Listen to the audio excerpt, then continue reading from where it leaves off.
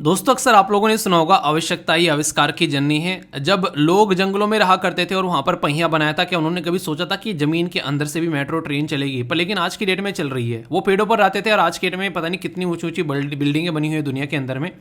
ये सारी चीज़ें रिक्वायरमेंट के हिसाब से है। ऐसे ही शानदार तरीका आप लोगों को यहाँ पर एक इनिशिएटिव बोल सकते हैं, एक रिक्वायरमेंट बोल सकते हैं, एक डेवलपमेंट बोल सकते हैं, जिसमें एक टी शर्ट जो है वो एक नॉर्मल टी शर्ट की तरीके से दिखाई जा रही है। पर लेकिन अगर किसी इंसान को पहनाया जाए और वो पानी में डूबने लगे तो वो टी शर्ट जो है तुरंत उस इंसान को बचाने का काम करेगी। एक लाइफ जैकेट के तौर पर यहाँ पर वो खुलकर सामने आएगी और देखो यहाँ पर इंसान का जो चेहरा है वो नहीं डूबने देगी।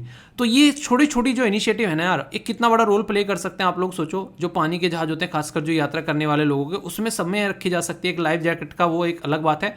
और इसमें कम से कम सर नीचे एक ऊपर रहेगा, वो डूबने नहीं देगा यहाँ पर ये। तो इसको कहते हैं सही दिमाग लाकर सही चीज को बनाना। आप लोग क्या रहे बताना जरूर। तो कैसे हो दोस्तों, मैं आशा करता हूँ शानदार तरीके से आप लोग अपनी लाइफ को एंजॉय कर रहे हो, अपनी सेहत, फैमिली और पढ़ाई का ध्यान काफी अच्छे से रख रहे हो।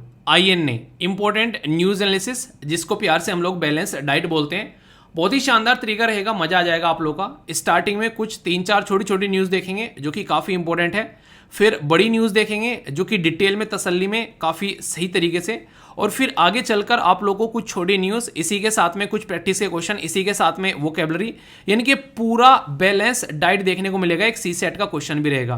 कई सारे बच्चे बोल रहे हैं अब की बार भी कि सर GS का कई सारों को लग रहा है कि हो सकता है कि एक बार को हो जाए, पर लेकिन CSAT में अटक जाएंगे। UPSC ने अब की बार ना दोनों जगह खेला है। चाहे आप लोग CSAT की बात कर लो, चाहे आप लोग जनरल स्टडी की बात कर लो, मतलब दोनों में टांग खींचने की जितनी कोशिश की जा सकती थी उतनी कोशिश की है UPSC ने अब की बार।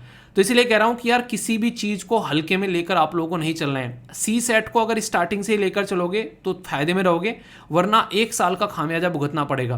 तो इसलिए अपनी चीजों को तसल्ली में कवर करके चलो। जिसका लग रहा है कि मैथ कमजोर है थोड़ा सा, वो उसको अच्छे से कर लो स्टार्टिंग से ही कवर। अगर लग रहा है कि अच्छा है, फिर भी थोड़ा थोड़ा टाइम उसको देते रहना, क्योंकि जब एग्जाम में बैठते हैं तो कई बार चीज़ें दिक्कत में पड़ जाती हैं फिर। ठीक है, तो ये चीज़ें आप लोगों की रेस्पॉन्सिबिलिटी है। IAS आप लोगों को बनना है, तो इसलिए आप लोगों को ये काम करना पड़ेगा। भले ही लगे कि बोरिंग है, पर लेकिन करना है तो करना है। ठीक है, अक्सर जो बोरिंग काम हम लोग को लगते हैं ना, वही हमारी ज़िंदगी बना रहे होते हैं। मॉर्निंग में टाइम पर उठना, एक्सरसाइज करना, पढ़ाई करना, सारे बोरिंग लगते हैं यार। ठीक है, तो इनको देखो कौन कौन से बोरिंग काम है और कैसे इनसे बच सकते हो, और खासकर इनको कैसे इंटरेस्टिंग बना सकते हो। ठीक है, कल का दिन कैसा रहा, आज का दिन कैसे यूटिलाइज करने वाले हो, इसके बारे में जरूर बताना। और ऐसा क्या है जो आज के दिन आप लोग इंप्रूव करोगे, वो चीज़ आप लोगों को इंप्रूव करनी ही करनी है। ये जो पिक्चर आप लोगों को देख रही है ना, इसमें बड़ी शानदार सी बात बोली गई है। बोला गया कि एक तरीके से खुद का साथ दो। ठीक है, तुमसे अच्छा तुम्हारा कोई और साथी हो ही नहीं सकता है। जितना अच्छे से आप लोग अपने आप को समझते हो ना, इतना शायद ही कोई धरती पर आप लोगों को समझता होगा। क्यों? क्योंकि अपने साथ में आप लोग 24 घंटे रहते हो। तो इसलिए कहते हैं कि अपने साथ में जब आप लोग 24 घंटे रहते हो, तो ये आपकी रेस्पॉन्सिबिलिटी है कि अपने आप को खुश रखना, आपकी रेस्पॉन्सिबिलिटी है अपने आप को मोटिवेट रखना, और ये सारी की सारी रेस्पॉन्सिबिलिटी आप लोगों को पूरी करनी है। अपने साथ में अपना टाइम व्यतीत करना। अक्सर लोग अपने आप को टाइम नहीं देते हैं, तो अपने आप को टाइम देना स्टार्ट करो। जिंदगी जो है वो आप लोग की इंप्रूव होती नजर आएगी, और फिर देखना रिजल्ट न आए तो बताना। तो सबसे पहले अपने आप पर फोकस करना स्टार्ट करो, ना कि दुनिया में ये वो पढ़ रहा है यार, इसने ये कर दिया, वो सब चीजें छोड़ो। आप क्या कर रहे हो, बेस्ट कर रहे हो, उसके ऊपर फोकस देना है। ठीक है, फीडबैक जरूर देना, वीडियो जैसा भी लगे, और जो क्वेश्चन पूछूंगा उनके आंसर देते हुए चलना। और इसी के साथ में सबसे बड़ी बात होगी कि आंसर राइटिंग के क्वेश्चन भी आप लोगों को मिलेंगे, उनको जरूर अटेम्प्ट करना। लेक्चर की PDF 2 जगह मिल जाएगी, एक तो टेलीग्राम पर, यहाँ पर 1,70,000 से ज़्यादा मेंबर जुड़े हुए हैं, और इसी के साथ में एप्लीकेशन के ऊपर भी। ठीक है, तो वहाँ से भी जाकर आप लोग डाउनलोड कर सकते हैं। किस किस ने ये वीडियो देखी है? कई सारे बच्चे बोले सर पहली बार आपको देखा चलिए सही है, देखा तो सही, लग नहीं रहा था कि देख पाएंगे कभी, क्योंकि मतलब ये चीज़ें मुझे ऐसा लगता है कि ना पब्लिकली थोड़ा सा, मैंने कहा सही है, मैंने कहा एक तरीके से अपना प्राइवेसी थोड़ी सी ज़्यादा बेटर लगती है मुझे, अपनी ज़िंदगी को आराम से एंजॉय करते रहो।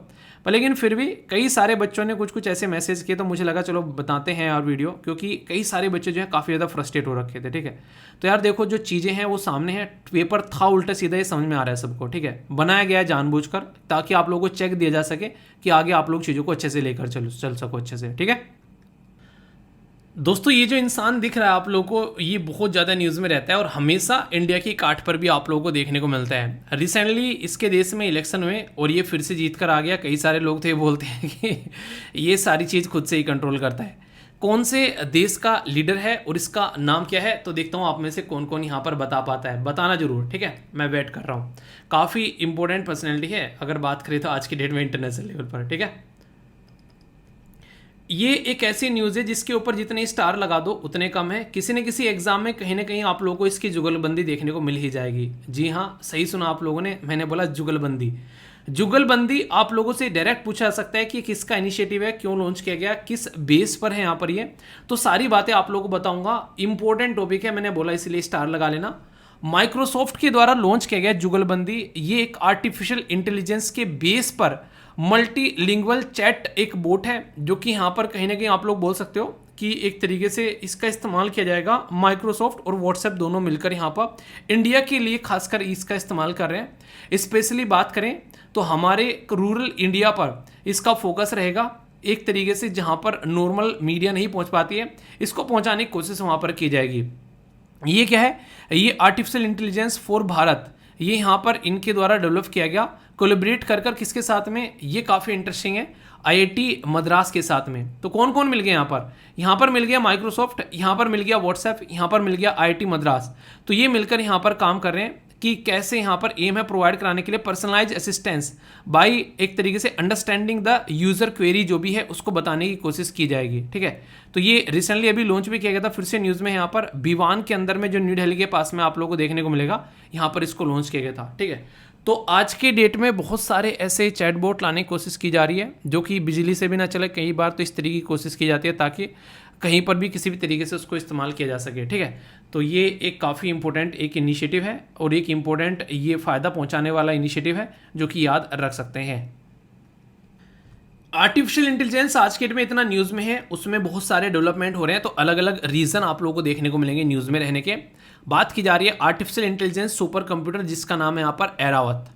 तो इसके बारे में आप लोगों से न्यूज़ पूछी जा सकती है साइंस एंड टेक वाले पोर्शन के अंदर में।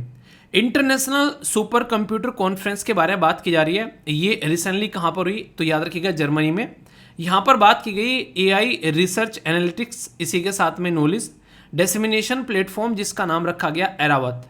तो ये बेसिकली सीडेक पुणे जो है उसके द्वारा इंप्रेसिव परफॉर्मेंस देखने को मिली, यहाँ पर 75वीं पोजीशन यहाँ पर देखने को मिली टॉप 500 में। तो ये एक काफ़ी इंपॉर्टेंट है जो कि क्वेश्चन पूछा सकता है क्योंकि इंडिया के द्वारा डेवलप की गई चीज़ें हैं। तो इंडिया एक लीडिंग नेशन है आर्टिफिशियल इंटेलिजेंस में, ये ऐरावत ये दिखाता हुआ नजर आता है। और इसी के साथ में गवर्नमेंट ऑफ इंडिया के जो नेशनल प्रोग्राम है आर्टिफिशियल इंटेलिजेंस को लेकर, वहाँ पर भी काफ़ी इंपॉर्टेंट तरीके से ये चीज़ें जो हैं वो ये आगे लेकर चल रही हैं। देखिए कि जब गवर्नमेंट इनिशिएटिव लेते हैं, ऐसे नीति आयोग के कई सारे इनिशिएटिव है रिसर्च एंड डेवलपमेंट पे, तो फायदा क्या होता है, फिर ऐसे रिजल्ट यहाँ पर निकल कर आते हैं अच्छे अच्छे देश के लिए, ठीक है। तो बेसिक है, याद रखिएगा। नेक्स्ट यहाँ पर अगर मोटिवेट होना है तो ये एक इंपॉर्टेंट पर्सनैलिटी है जिनका नाम है हरिबुद्धा मगर, ठीक है। तो हरिबुद्धा साहब जो है यहाँ पर, इनके जो पैर हैं वो यहाँ पर बेसिकली ये आर्मी में थे, इनके दोनों पैर चले गए थे, पर लेकिन इंसान जो है ना वो रुका नहीं, ठीक है। अभी यहाँ पर अगर आप लोग देखोगे ये गोरखा सोल्जर्स थे यहाँ पर फ्रॉम नेपाल, जिनके दोनों लेग जो है इन्होंने खो दिए, पर लेकिन बंदा जो है माउंट एवरेस्ट पर जाकर चढ़ गया, ठीक है। तो ये होता है जज्बा। आप लोग नॉर्मल इंसान भी अगर कोई जाएगा ना, भाई साहब ये कहेगा कि कैसे पहुंच गया मैं यहाँ पर, और ये बंदा जो है देखो कैसे पहुंच गया बिना दोनों पैरों के। तो इंपॉर्टेंट पर्सनैलिटी इन न्यूज़ में आप लोगों से क्वेश्चन यहाँ पर पूछा जा सकता है, ठीक है। तो कंफ्यूज मत होना अगर इनका नाम आप लोगों से पूछ लिया जाए। तो यहाँ पर ये माउंट एवरेस्ट की ऊंचाई कितनी है? पहले इंडिया के द्वारा नापी गई थी, चाइना ने नापी नेपाल के साथ मिलकर, आज की डेट में कितनी है ये आप लोगों को बताना है। देखता हूँ कौन सही आंसर दे पाएगा यहाँ पर, ठीक है, ट्राई जरूर करिएगा। एक बात और, यहाँ पर कई सारे बच्चे जब से सी सेट का पेपर देकर आए तब से बहुत सारे मेल आ गए कि सर सी सेट का अलग से प्रोवाइड कराया जाएगा का कोर्स। अगर किसी को सी सेट में अलग से कनेक्ट होना है तो उसके लिए अलग से रहेगा, ठीक है। और इतनी क्लासेस सी सेट में लगवाई जाएंगी, बेसिक इंग्लिश से लेकर आप लोगों को एडवांस कॉम्प्रीहेंशन से लेकर आप लोगों को सारा सिस्टमेटिक वे में जो कंप्लीट आप लोगों का जो एप्टीट्यूड या मैथ्स वाला पोर्शन है वो सारा का सारा आप लोगों का कवर कराया जाएगा। मतलब इतनी क्लासेस होंगी कि शायद ही आप लोगों को धरती पर सी सेट का किसी भी, मैं गारंटी दे रहा हूँ, क्योंकि रियलिटी में मुझे जब मैंने चीज़ें देखी तो लोगों की इंग्लिश में भी बहुत सारी कमियां उसको देखने को मिलती हैं। तो बेसिक इंग्लिश कोई नहीं पढ़ाता है, कॉम्प्रीहेंशन कवर करा देते हैं। तो बेसिक इंग्लिश के साथ में कॉम्प्रीहेंशन और पूरा का पूरा जो भी आप लोगों का मैथ और रीजनिंग है वो सारा का सारा आप लोगों को यहाँ पर कवर कराया जाएगा। इतनी क्लासेस होंगी कि आप लोग चाहे इसमें कोई स्टेट पीसीएस दे लेना, एसएससी दे लेना, बैंकिंग दे लेना, सारी चीज़ में आप लोगों को फायदा होता हुआ नजर आएगा। तो ये एक पूरा अलग से कोर्स रहेगा, क्योंकि मुझे पता है यहाँ पर जिस बच्चों का बेसिक नहीं है उसको डर लगता है सी सेट से, तो ये डर खत्म हो जाएगा बस साथ में प्रैक्टिस करते हुए चलना। तो सी सेट के लिए अलग से रहेगा, जनरल स्टडी के साथ में भी आप लोग ले सकते हैं, वो तो ही है, पर ये अलग से भी है, ठीक है। तो ये आप लोग यहाँ पर देखना, चेक कर लेना कोर्सेज के अंदर में जाकर, जब आप लोग जाओगे पेड कोर्सेज में यहाँ पर, तो यहाँ पर आप लोगों को चीज़ देखने को मिल जाएंगी, या फिर वेबसाइट से भी आप लोग जाकर चीज़ों को एनरोल कर सकते हो, ठीक है। तो ये कुछ बेसिक चीज़ें हैं जो कि आप लोगों को डर खत्म करने का काम करेगी, और चीज़ों को स्टार्टिंग से लेकर चलो यार, ठीक है। जैसे जैसे चीज़ें आगे बढ़ेंगी आप लोगों के अंदर कॉन्फिडेंस अपने आप बढ़ता हुआ आप लोगों को नजर आएगा, ठीक है। दोस्तों ये आर्टिकल स्टार्ट करने से पहले आप लोग एक बार आंखें बंद करो और एक क्वेश्चन का आंसर दो। आंखें बंद करने के लिए इसलिए बोल रहा हूँ क्योंकि अगर आगे खोलोगे तो ऑलरेडी सामने चीज़ें लिखी हुई हैं, ठीक है। मतलब मैं ये आप लोगों से पूछना चाह रहा हूँ, आप लोग क्या लगता है नॉर्थ इंडिया के अंदर में हेल्थ सेक्टर जो है वो ज़्यादा अच्छा है या फिर साउथ इंडिया के अंदर में? तो इसमें आप लोगों की क्या राय है, इस क्वेश्चन का आंसर दो।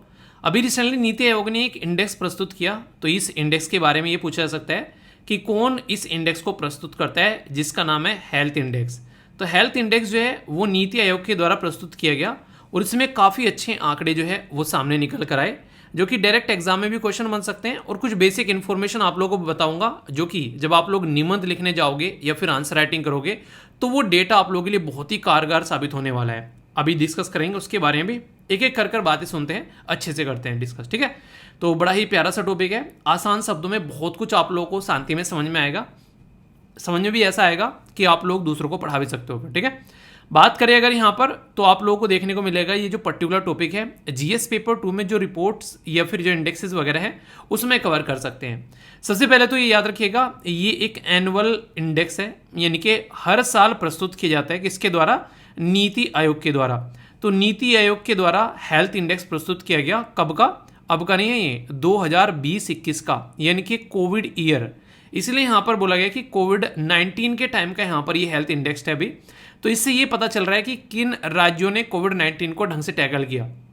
इंडेक्स जो है एक एनालिसिस होता है, प्रॉपर बैठते हैं, तैयारी करते हैं, उसके बाद में लेकर आते हैं और फिर बताते हैं कि क्या क्या चीज़ें सही हैं और क्या गलत हैं, ठीक है। इंटरेस्टिंग चीज़ मैं आप लोग को बताऊंगा, कुछ इंटरेस्टिंग फैक्ट।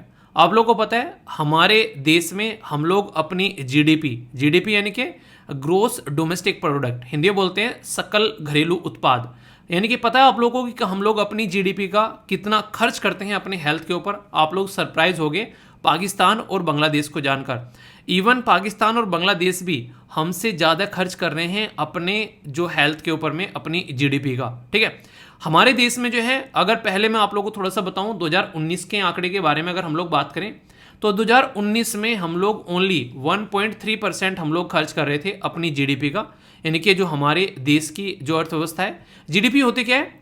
किसी भी देश की फिजिकल बाउंड्री जो होती है उसके अंदर में एक साल के अंदर में जो भी गुड्स एंड सर्विस प्रोड्यूस की जाती है उसको उस देश की जीडीपी बोलते हैं। तो जो भी प्रोड्यूस किया गया उसमें से ओनली 1.3% हम लोगों ने अपने हेल्थ यानी कि स्वास्थ्य के ऊपर खर्च किया था 2019 में।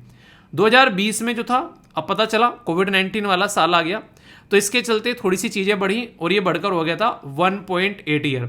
पर कोविड-19 ने तो पीछा नहीं छोड़ा, वो तो पूंछ पकड़ कर बैठ गया और वो कंटिन्यूस चलता रहा 2021 में भी, और फिर यहाँ पर हम लोगों ने खर्च किया 2.1% अपनी जीडीपी का। यानी कि हम लोगों ने फिलहाल के टाइम पर, ये मैं नहीं बता रहा हूँ आंकड़ा, ये सारा का सारा आंकड़ा जो है वो वैलिड है, ऑथेंटिक डेटा है, जो खुद हमारे देश के इकोनॉमिक सर्वे के द्वारा बताया गया है। तो सबसे पहले तो ये बात याद रखिएगा। दूसरा इंपॉर्टेंट जो यहाँ पर अगर आप लोग बात करेंगे कि हमारे देश में आज की डेट में मेडिकल टूरिज्म अच्छा खासा है, यानी कि अभी फिलहाल के टाइम पर अगर आप लोग बात करें तो अच्छा खासा मेडिकल टूरिज्म है। मेडिकल टूरिज्म क्या होता है? जब बाहर से हमारे देश में कोई आता है अपनी हेल्थ को ठीक कराने के लिए, जैसे हमारे देश के बड़े बड़े हीरो हीरोइन या पॉलिटिशियन जो है बाहर जाते हैं ना, कि वहाँ पर ये ऑपरेशन करा कर आया, उस देश में अमेरिका में, यहाँ पर भाई साहब मतलब यूके में गए थे इतने दिन तक, तो आप लोगों ने कई बार सुना होगा। तो ये होता है एक तरीका मेडिकल टूरिज्म होते हैं यहाँ पर, जब किसी और देश में जाकर हम लोग जो है घूम भी आते हैं, वहाँ पर एक तरीके से अपना इलाज भी कराते हैं। तो ये माना जा रहा है कि 2026 तक का ये जो मार्केट है 13.42 बिलियन होने वाली है। तो यानी कि ये चीज़ बढ़ने ही वाली है आने वाले टाइम में। सबसे इंटरेस्टिंग जो फैक्ट मैं आप लोगों को यहाँ पर बताना चाहता हूँ, हम लोग अपनी जीडीपी का अगर लेटेस्ट जो डेटा है 2.1% खर्च कर रहे हैं, और आप लोगों को पता है पाकिस्तान और बांग्लादेश कितना खर्च कर रहे हैं? आप लोग जानकर सरप्राइज होंगे, ये अपनी जीडीपी का 3% खर्च कर रहे हैं। और यही डेटा अगर मैं आप लोगों को कुछ ऐसे देश के बारे में बताऊं, जापान, कनाडा और यहाँ पर फ्रांस, चलो मैं आप लोगों को एक अंदाजा देता हूं, आप लोगों को आंसर चूज करना है कि कितना खर्च कर रहे होंगे ये अपनी जीडीपी का। जापान, कनाडा और फ्रांस ये लगभग तीनों इक्वल खर्च करते हैं अपनी जीडीपी का अपनी हेल्थ के ऊपर में। ऑप्शन है आप लोगों के साथ में 6, 8, 10 या फिर 12। तो क्या ऑप्शन सही है, आप लोग क्या लगता है कि कितना ये खर्च कर रहे होंगे? पाकिस्तान, बांग्लादेश 3% खर्च कर रहे हैं, ठीक है। अभी यहाँ पर जापान, कनाडा और फ्रांस जो है वो कितना खर्च कर रहे हैं ये आप लोगों को बताना है। इससे आप लोग अंदाजा लगा पाओगे कि जो भी अमीर देश हैं वो अपनी जीडीपी का काफ़ी अच्छा खासा खर्च करते हैं, जिससे कि उस देश की जो पॉपुलेशन है वो हष्ट पुष्ट रहे। इससे फ़ायदा क्या होता है? इससे फ़ायदा होता है कि जितनी कम बीमारी किसी देश के अंदर में होती है उतना ही अच्छा जो है उसकी एक तरीके से वर्किंग पॉपुलेशन होती है। और जितनी अच्छी वर्किंग पॉपुलेशन होती है उस देश की, जो हर एक इंसान, आप लोग खुद सोचो आज की डेट में, अगर आज की डेट में ये लेक्चर आप लोग देख रहे हैं, ठीक है, मुझे बीमार हो जाऊं मैं 3-4 दिन तक, मुझे फीवर रहे और उसके बाद भी मैं लेक्चर ना ले पाऊं, ठीक है, वो अलग बात है कि कभी कभी मतलब ले लेते हैं, थोड़ा बहुत फीवर रहता है, पर लेकिन ऐसा फीवर हो गया कि मतलब मैं पेन ही नहीं पकड़ पा रहा हूँ, ठीक है, तो उस टाइम पर क्या होगा? कई दिनों तक लेक्चर नहीं ले पा रहा हूँ। आप लोग सोचो 1 मिनट के लिए। इसी तरीके से हर एक एम्प्लॉई अगर कोई कहीं काम कर रहा है और वो बीमार होने लगे तो सोचो उस देश की अर्थव्यवस्था कैसी होगी।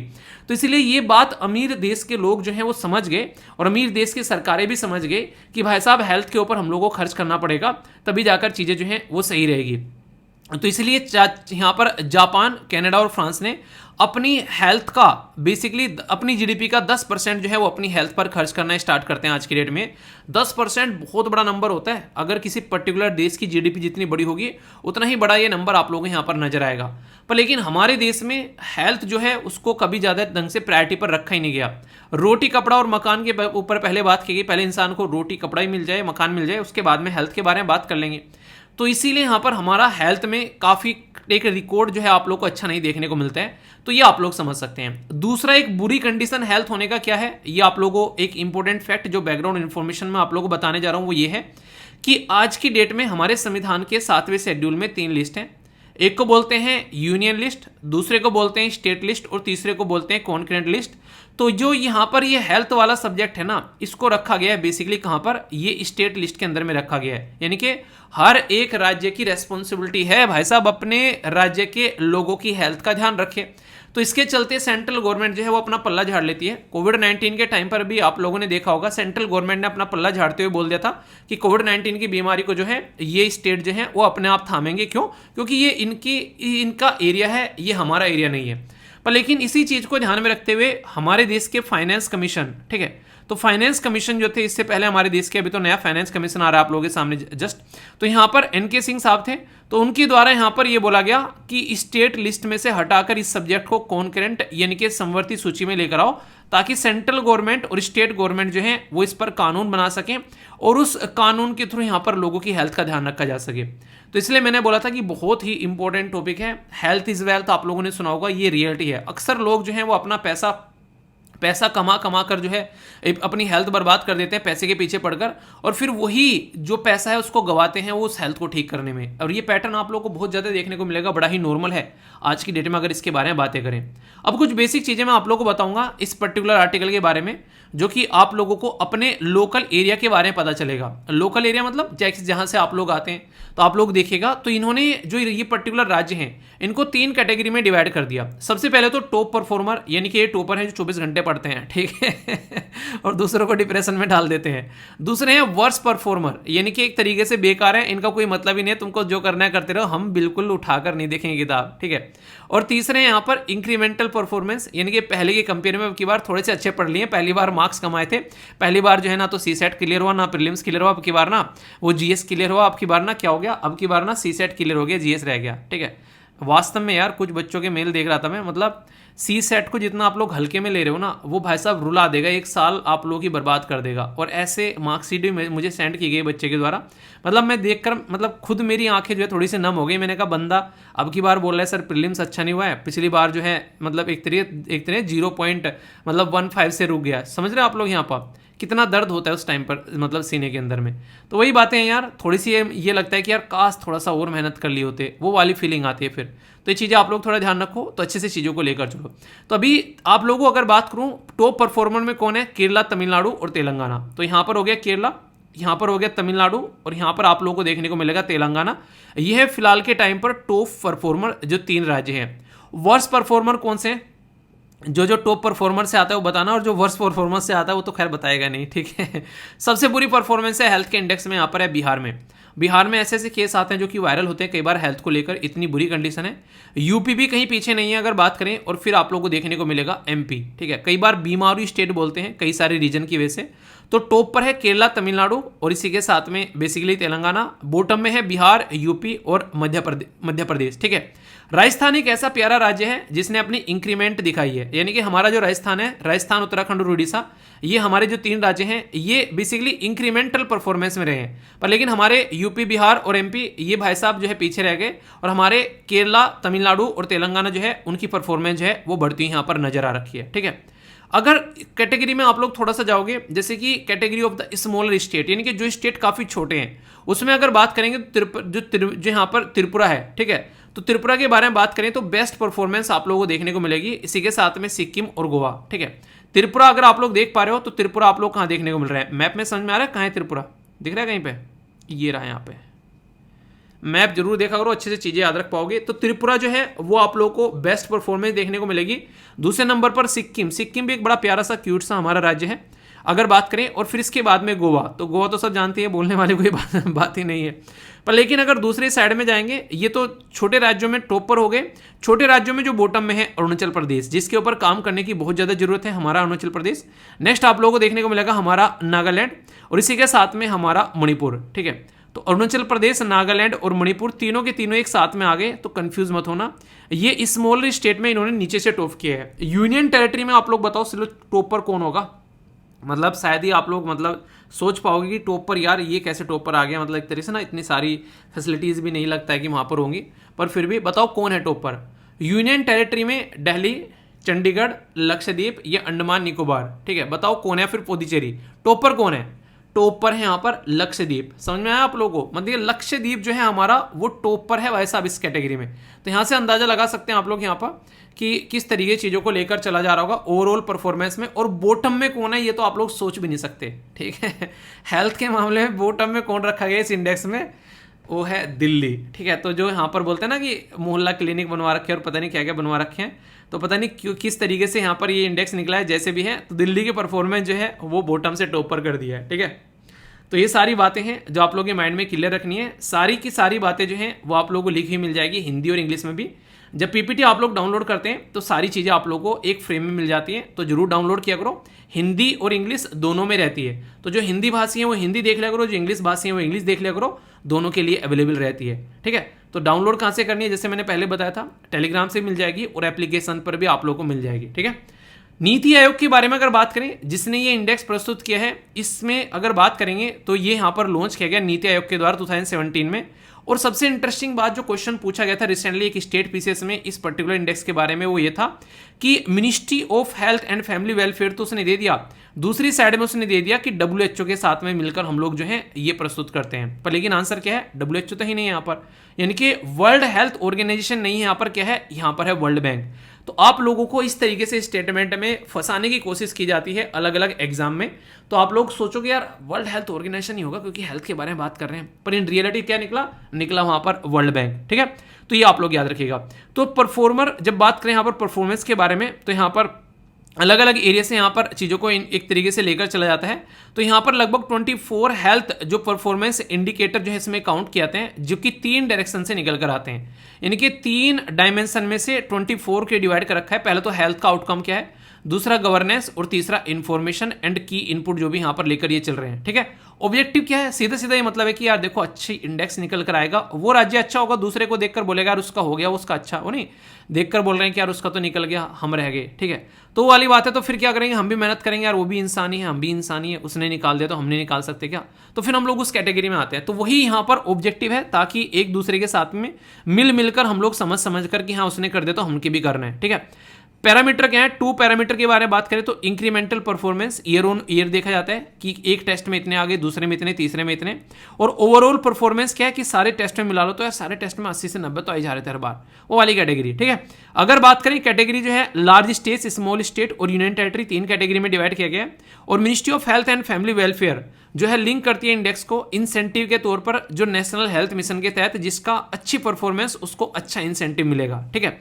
तो यहाँ पर बोथ कॉम्पिटिटिव और कोऑपरेटिव फेडरलिज्म का फंड है, मतलब मिलजुल कर भी काम करना है और इसी के साथ में एक कंपटीशन भी दिखाना है, ताकि दूसरे राज्य जो पीछे पड़े हुए हैं वो भी थोड़ा सा पढ़े, उनको भी शर्म आए थोड़ी सी कि हाँ ये चल क्या रहा है, तो इसी तरीके से वो भी थोड़ा सा अपने ऊपर फोकस करिए। तो सहकारी संवाद का भी और प्रतिस्पर्धा दोनों का ये कॉम्बिनेशन आप लोगों को देखने को मिलता है। कॉम्पिटिशन अच्छा होता है यार, जितना इतना कॉम्पिटिशन रहेगा उतनी ही ज्यादा अच्छी परफॉर्मेंस आप लोगों को अपने प्रोडक्ट की, अपनी सर्विस की देखने को मिलेगी अपने एरिया के अंदर भी, ठीक है। इसी के साथ में यहां पर बात करें अगर डोमेन के बारे में और इंडिकेटर के बारे में, तो हेल्थ आउटकम जो इंडेक्स है इसमें आप लोग देखोगे नियोनेटल जो मोर्टेलिटी रेट होता है, यानी छोटे बच्चे जो नवजात शिशु होते हैं, टोटल फर्टिलिटी रेट कैसा है, यानी कि एक तरीके से बच्चा पैदा करने की जो दर है हमारे देश के अंदर में, सेक्स रेशियो कैसा है बर्थ पे, जब बच्चा पैदा हुआ था उस टाइम पर किस तरीके से लड़का और लड़की का सेक्स रेशियो है, इम्यूनाइजेशन कवरेज कैसा किया गया है, प्रपोर्शन ऑफ इंस्टीट्यूशन में डिलीवरी, ये काफी इंपॉर्टेंट है। अक्सर आप लोगों ने देखा होगा जो इंस्टीट्यूशन के अंदर डिलीवरी होती है खासकर प्राइवेट के अंदर में, वो मैक्सिमम सिजेरियन आप लोगों को देखने को मिलती है, तो इसको भी यहाँ पर काफी इंपॉर्टेंट तरीके से आप लोग देख सकते हैं। बहुत ही बुरी कंडीशन रहती है यहाँ पर लेकिन नॉर्मल डिलीवरी जो है वो काफी कम आप लोगों को देखने को मिलेगी। ये एक पर्टिकुलर रिपोर्ट भी आई थी, उसमें यहाँ पर प्रस्तुत किया गया था कि मैक्सिमम प्राइवेट वाले जरा सा भी ना रिस्क लेने के लिए तैयार रहते हैं, वो तुरंत बोल देते हैं कि सिजेरियन कर दो भैया, ठीक है। की इनपुट क्या है, और ये आप लोगों ने फील भी किया, अगर आप लोगों ने ये चीजें नॉर्मल देखी अपने आसपास में तो फील भी किया होगा आप लोगों ने कि इनपुट और प्रोसीजर क्या है यहाँ पर, हेल्थ इंफ्रास्ट्रक्चर, इसी के साथ में यहाँ पर किस तरीके से अवेलेबिलिटी है 24/7 बात करें, प्राइमरी हेल्थ केयर के बारे में बात की जा रही है। इसी के साथ में गुड गवर्नेंस और इन्फॉर्मेशन डोमेन भी काफी इंपॉर्टेंट है। आप लोगों को पता ही नहीं है कि क्या क्या चीजें आप लोगों को प्रोवाइड कराई जा रही है, तो क्या फायदा। तो स्टेट लेवल पर अलग अलग तरीके से यहाँ पर चीफ मेडिकल ऑफिसर जो है सारे आप लोगों को देखने को मिलेगा, फंड वगैरह सबको ढंग से यूटिलाइज करने की बात की जाती है, ठीक है। तो ये है बिल्कुल इंटरेस्टिंग और इंपॉर्टेंट टॉपिक। तो इसमें क्या क्या देखा हम लोगों ने यहाँ पर पहले तो ये देखा एक पर्टिकुलर इंडेक्स के बारे में आप लोगों को पता होना चाहिए, ठीक है। दूसरा फिर बेसिक इन्फॉर्मेशन देखी, बेसिक इन्फॉर्मेशन में क्या क्या जीडीपी में खर्च कर रहे हैं, संविधान का एंगल भी हम लोगों ने देखा, और इसी के साथ में फिर हम लोगों ने देखा कि इंटरनेशनल लेवल पर कैसे कैसे खर्च किया जा रहा है और हमारे देश का कंपोजिट इंडेक्स कैसा है, ये हेल्थ के बारे में ये हम लोगों ने समझा। इसके बाद में नीति आयोग के बारे में बात की कि नीति आयोग जो है ये एनुअल हेल्थ इंडेक्स जो है प्रस्तुत करता है, और फिर कुछ बेसिक चीजें हम लोगों ने देखी। अब इंटरेस्टिंग क्या है, इंटरेस्टिंग है क्वेश्चन जो कि यूपीएससी के द्वारा 2015 में पूछा गया। बोला गया कि गवर्नमेंट ऑफ इंडिया के द्वारा स्टेब्लिश किया गया नीति आयोग तो किसको रिप्लेस कर किया गया है, ह्यूमन जो बेसिकली राइट कमीशन है, फाइनेंस जो कमीशन है, लॉ कमीशन है, या फिर प्लानिंग कमीशन है। तो याद रखिएगा डायरेक्ट क्वेश्चन भी आप लोगों से पूछा जा सकता है, प्लानिंग कमीशन को रिप्लेस कर यहाँ पर ये बनाया गया, ये एक डायरेक्ट क्वेश्चन बनता है, ठीक है। तो बहुत ही प्यारा सा क्वेश्चन है यहाँ पर, ये डायरेक्ट क्वेश्चन पूछा गया आप लोगों से। पर लेकिन अब की बार अगर चीजें आप लोगों ने ध्यान से देखी होगी, काफी सारे क्वेश्चन जो थे वो एक इस तरीके से थे कि इंसान को इस तरीके से एक नहीं आया था, आप लोगों ने देखा होगा यहाँ पर एक पर्टिकुलर क्वेश्चन था, उसमें भी ऐसे ऑप्शन थे कि कौन सी कॉन्स्टिट्यूशनल बॉडी है, ठीक है। तो वहां पर पहला ऑप्शन दे रखा था, कोई भी डायरेक्टली कॉन्स्टिट्यूशनल बॉडी नहीं दे रखी थी, पहला ऑप्शन जो वहां पर दे रखा था वो सीधा सीधा था जो आप लोगों को अदर बैकवर्ड कमीशन जो कि कॉन्स्टिट्यूशनल बॉडी बनी बाद में, ठीक है। बाकी लॉ कमीशन भी था, उसमें अक्सर लोग सोचते हैं लॉ कमीशन जो है यार ये तो कॉन्स्टिट्यूशनल बॉडी होगा, पर लेकिन ऐसा नहीं था, ठीक है। तो ये चीजें नॉर्मली लॉ कमीशन लगता भी है सुनने में कि कॉन्स्टिट्यूशनल बॉडी है, पर लेकिन इन रियलिटी वो नहीं होता है, और ये आज से नहीं है। ये ऑप्शन अगर पुराने यूपीएससी क्वेश्चन पेपर उठा के देखोगे, अक्सर जब भी संवैधानिक बॉडी के बारे में पूछता है यूपीएससी, लॉ कमीशन उसमें हमेशा मिलेगा आप लोगों को, क्योंकि ये लगता है रियलिटी में देखने में कि हाँ यार ये तो होगा, पर लेकिन ये होता नहीं है, ठीक है। तो ये आप लोग याद रखिएगा। तो आंसर क्या हो गया यहाँ पर, आंसर आप लोगों को बता दिया, आंसर यहाँ पर इसका डी हो गया, planning commission. Next annual health index जो है यहाँ पर इसके बारे में अगर बात करते हैं तो बात की जा रही है इट इज वेटेड, जो एक तरीके से composite index based on the 24 indicator, यानी कि 24 इसके अंदर में आप लोगों को इंडिकेटर देखने को मिलेंगे जो कि हेल्थ आउटकम के बारे में बातें करते हैं, ठीक है। इसी के साथ में बोला जा रहा है कि ये पब्लिश किया था नीति आयोग के द्वारा। तो अगर बोलते कि पब्लिश किया था ओनली नीति आयोग के द्वारा तो क्वेश्चन गलत हो जाता, ठीक है। पर लेकिन नीति आयोग बोल दिया है तो फिर क्वेश्चन आप लोग का डिफरेंट हो गया, और करेक्ट वैसे पूछा गया है। तो only one, only two, both, या फिर नन, सही आंसर अगर पूछो आप लोगों से तो आप लोग क्या लगाओगे, तो सही आंसर आप लोगों को देखने को मिलेगा सी, यानी कि स्टेटमेंट के बारे में जब बात करते हैं तो दोनों की दोनों स्टेटमेंट जो है वो कतई करेक्ट आप लोगों को नजर आएगी यहाँ पर, ठीक है। तो ये बेसिक इन्फॉर्मेशन है, पर पहला क्वेश्चन जो है वो जरूर याद रखिएगा, ये डायरेक्ट पूछे जाते हैं आप लोगों से, कॉन्स्टिट्यूशनल बॉडी, ठीक है। तो ह्यूमन राइट कमीशन जो है वो भी एक संवैधानिक बॉडी नहीं है अगर बात की जाए तो, ठीक है। फाइनेंस कमीशन है, इसमें से भी अगर पूछ ले आप लोगों से तो फाइनेंस कमीशन है, ठीक है। आर्टिकल 280 के अंदर में फाइनेंस कमीशन आप लोगों को देखने को मिलता है। तो ये था बेसिक क्वेश्चन, इस तरीके से चीज़ों को तैयार करो ताकि एग्जाम में कंफ्यूजन माइंड में न रहे। तो कैसे लगा फीडबैक देकर जरूर बताना, लाइक या डिसलाइक कर टॉपिक, और कोई डाउट हो तो यहीं छोड़ कर जाना, ठीक है। तो मैं हूं ना, साथ में लेकर नहीं जाने का, ओके, यहीं छोड़ना, तभी आप लोग चीज़ों को अच्छे से कर पाओगे कंप्लीट, ओके। दोस्तों ये जो पर्टिकुलर आर्टिकल है इसमें नीति आयोग का पूरा कॉन्सेप्ट आप लोगों को समझ में आ जाएगा। आखिर नीति आयोग बनाया क्या था, बॉटम अप जो अप्रोच क्या होती है, ठीक, टॉप टू बॉटम अप्रोच क्या होती है, जिसको पता है वो बताइए कमेंट बॉक्स में, देखता हूँ किस किस को पता है। अभी न्यूज़ में क्यों है उसके बारे में भी आप लोगों से बात करूंगा। टॉपिक जो है एक इंटरेस्टिंग टॉपिक बोल सकते हैं, छोटा है पर लेकिन अच्छा है, ठीक है। माने सत्सैया के दोयरे जो नाविक के तीर देखन में छोटे लगत घाव करत गंभीर, ठीक है। तो प्राइम मिनिस्टर मोदी जी के द्वारा यहाँ पर चेयर किया गया 8वें नंबर की जो गवर्निंग काउंसिल की जो मीटिंग हुई थी नीति आयोग की, उसी के चलते यहाँ पर ये पर्टिकुलर न्यूज़ में आ गया है, ठीक है। तो नीति आयोग के बारे में जानेंगे और बेसिक इन्फॉर्मेशन भी आप लोग जानेंगे। सबसे बड़ी बात क्या होती है, यहाँ पर गोल टेबल पर बैठते हैं यहाँ पर, इसका रीज़न ये होता है कि सबको इक्वल ट्रीटमेंट दिखाने की कोशिश की जाती है, ऐसे नहीं कोई बड़ा है कोई छोटा है। तो गोल टेबल कॉन्फ्रेंस जो होती हैं वो इसीलिए होती हैं ताकि सबको जो है वो अच्छा फील हो कि नहीं यार ऐसा नहीं कि कोई सामने बैठा है ये तो मालिक है और यहाँ पर हम तो बस ऐसे यार रखे पर जा, ठीक है, तो वाली फीलिंग ना आए, ठीक है। राउंड टेबल कॉन्फ्रेंस के बारे में आप लोगों ने सुना होगा। कौन सी ऐसी राउंड टेबल कॉन्फ्रेंस थी जिसमें यहाँ पर महात्मा गांधी जी के द्वारा पार्टिसिपेट किया गया था, ठीक है, और एक लोती राउंड टेबल कॉन्फ्रेंस थी। कौन सी ऐसी कॉन्फ्रेंस थी जिस कॉन्फ्रेंस में मतलब एक तरीके से जो भीमराव अंबेडकर जी के द्वारा पार्टिसिपेट किया गया था, ठीक है। एक थी, दो थी या फिर तीन थी, आप लोगों को बताना है, ठीक है। तो क्वेश्चन है बड़े प्यारे से हिस्ट्री के, बाकी आगे बढ़ते हैं। हाल ही में भारत के जो प्रधानमंत्री हैं इनके प्राइम मिनिस्टर मोदी जी हैं, उनके द्वारा नीति आयोग की 8वीं गवर्निंग काउंसिल की बैठक जो है उसकी अध्यक्षता की गई। इसकी वजह से ये आर्टिकल आप लोगों के सामने न्यूज़ में है। सबसे पहले तो मैं आप लोगों को एक कॉन्सेप्ट बताने की कोशिश करूंगा जो कि आप लोग समझ पाएंगे कि बॉटम अप अप्रोच क्या होती है और टॉप टू बॉटम अप्रोच क्या होती है, या टॉप टू डाउन अप्रोच भी आप लोग इसको बोलते हैं। अप्रोच एक तरीके से मतलब किसी चीज़ को किस तरीके से आप लोग देखते हो और किस तरीके से वो काम करता है, वो वाली बातें हैं यहाँ पर। जब हम लोग बात करते हैं टॉप टू बॉटम के बारे में तो आप लोगों को यहाँ पर देखने को मिलेगा ऊपर कोई बैठा है, उसने आदेश दे दिया इसको इंप्लीमेंट कर दो ग्राउंड लेवल पर ले जाकर, तो वही है बिल्कुल।